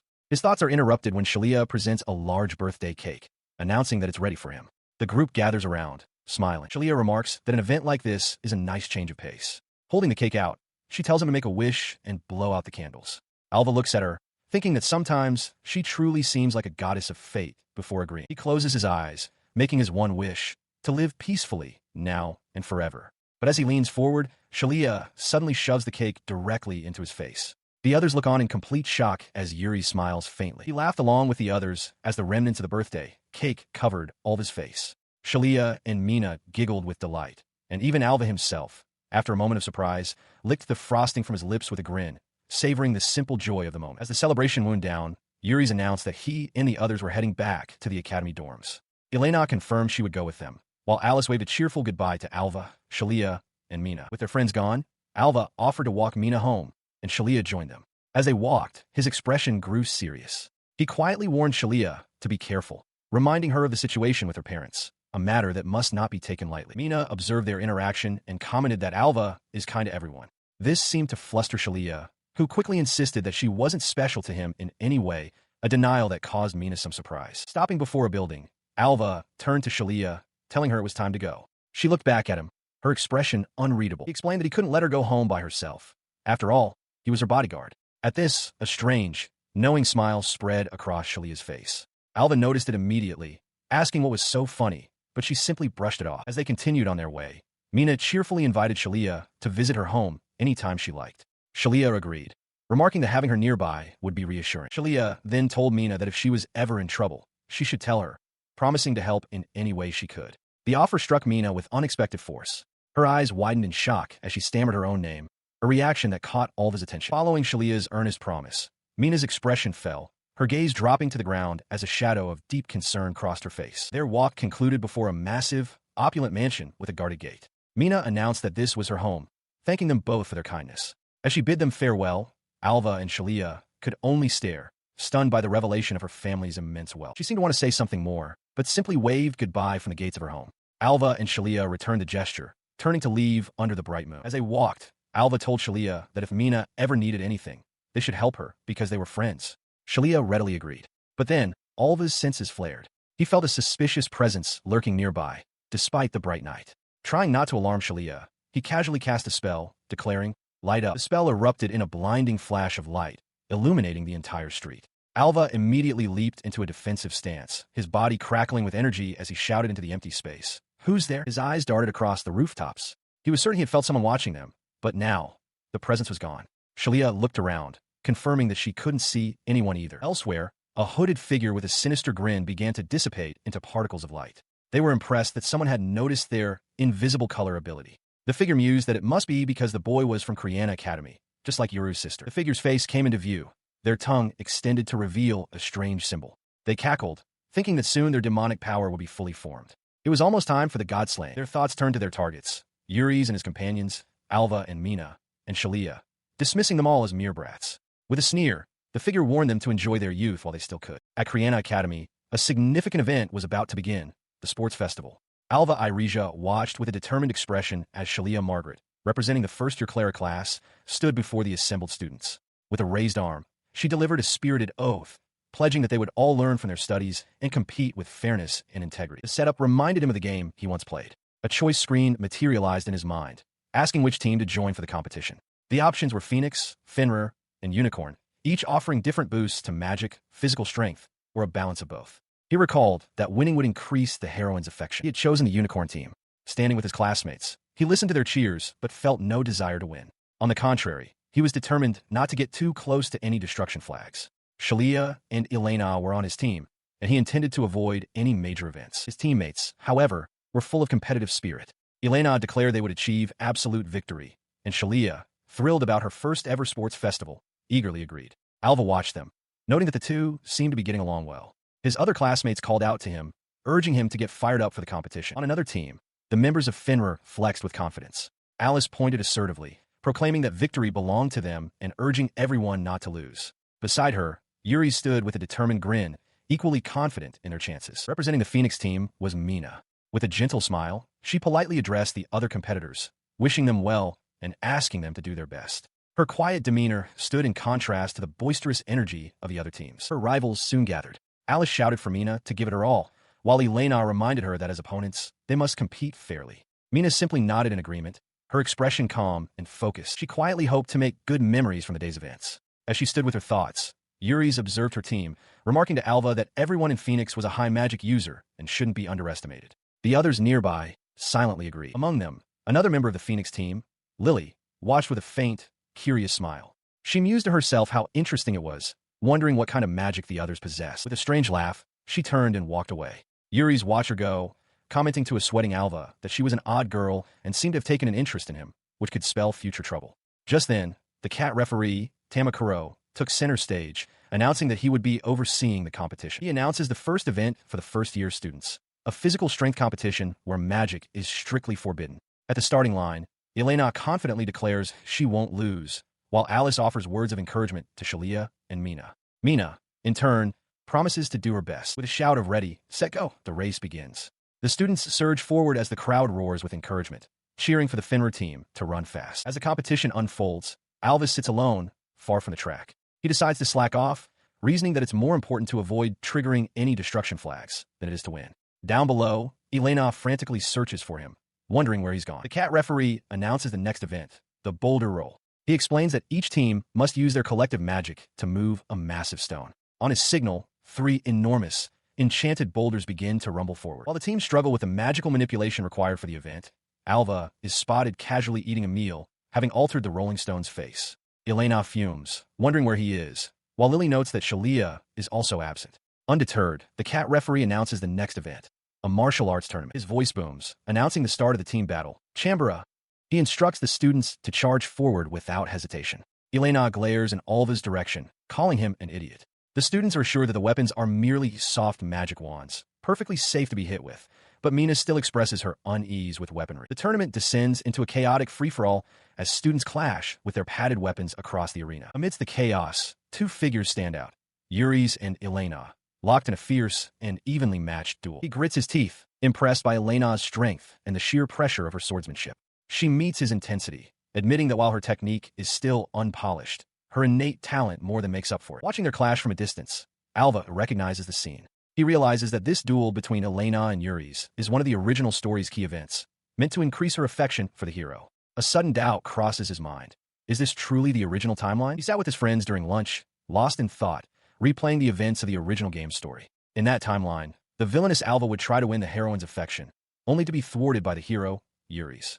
This would lead to a confrontation where Alva, defeated, would trigger a death flag for himself.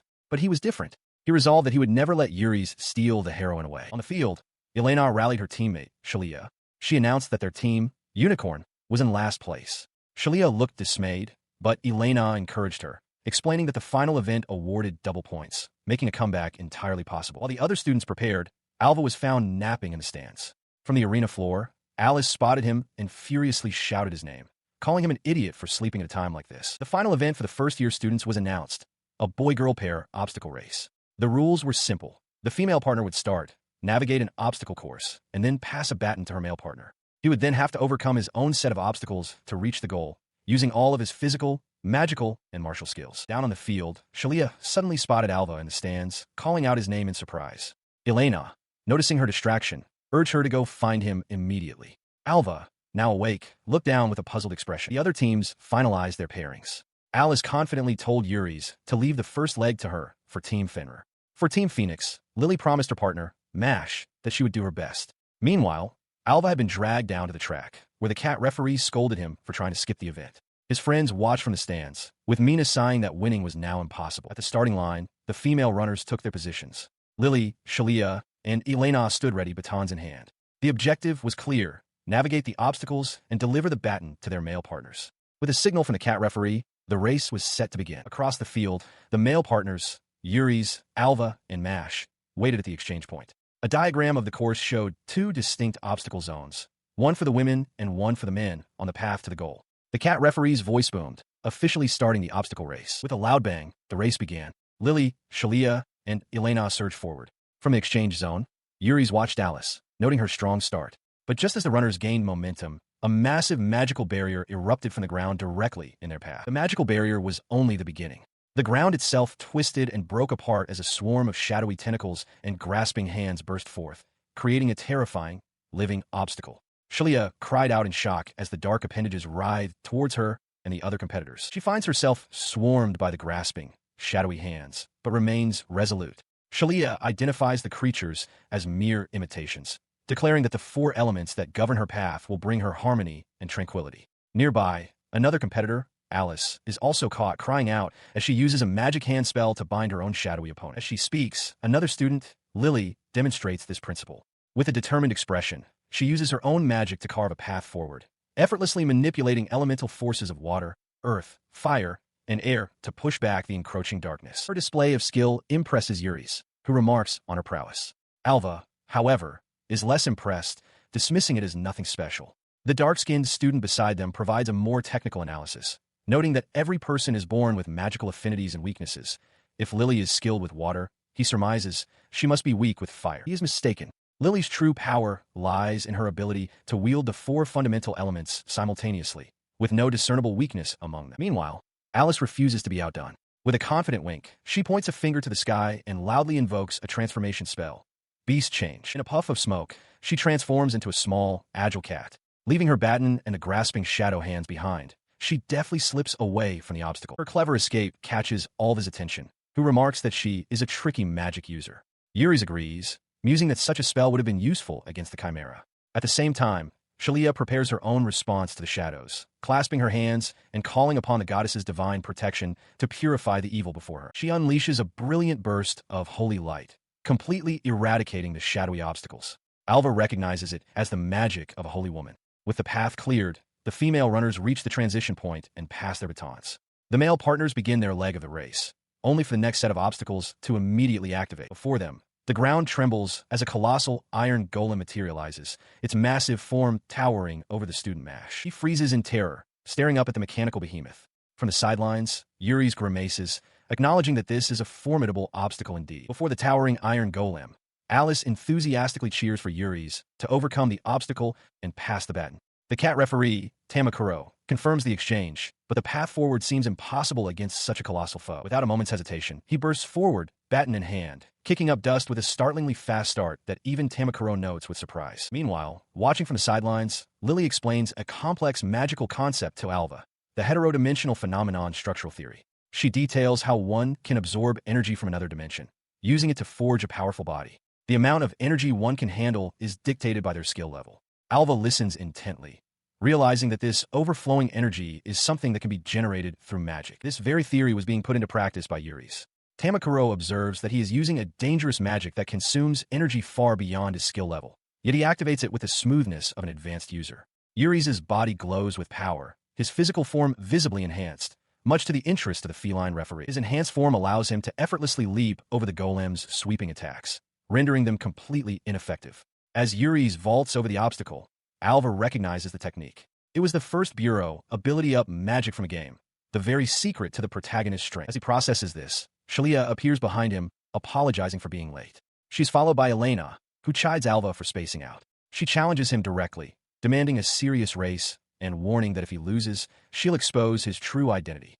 The threat leaves Alva stunned, realizing with horror that she might mean his identity as the villain. Her challenge strikes a nerve. With a fierce expression, Alva explodes forward, launching himself into the race with such force that the other students can only watch in shock. Elena herself is taken aback, wondering aloud what Alva's true identity could possibly be to warrant such a reaction. He moves like a bolt of lightning, closing the distance to the iron golem in an instant, his body a blur of pure speed. The collision is catastrophic. Alva smashes directly through the golem's torso, obliterating the massive automaton in a blinding flash of energy and shrapnel. As the construct explodes, Yuri's crosses the finish line, glancing back in disbelief at the source of the commotion. As he soars past the goal, the faces of Shalia, Elena, Alice, and Lily are frozen in expressions of pure, unadulterated shock, their minds struggling to comprehend the overwhelming power Alva had just unleashed. He watched as Alva scored the final goal, a flash of energy marking the end of the match. Yuri's clicked his tongue in frustration, realizing he should have pushed himself harder sooner. Alva turned to him with a confident smile, declaring that Yuri's was a worthy rival. Crouching down, his fists clenched, Yuri's silently vowed that he would be the one to win next time. The match's conclusion led to the official results announcement. Tamakuro, the Cat Sith referee, took to the stage with a microphone, his voice echoing across the grounds. He declared that the winners of the first-year division were the Unicorn team. The news sent Elena and Alice into a joyous embrace, celebrating their victory. As the excitement settled, the students began to disperse. One girl vowed not to lose the following year, a sentiment her friend shared. Nearby, Lily remarked to Shalia that she had witnessed some fascinating magic, finding the whole event enjoyable.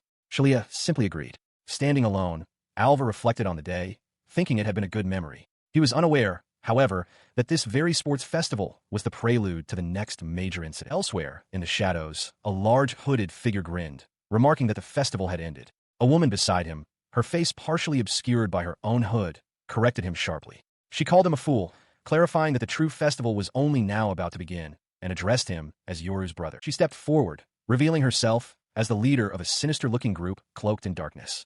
With a hand raised and a malevolent smile, she made a declaration. Their organization, she announced, is known as Ragnarok, and their solemn purpose is God-slaying.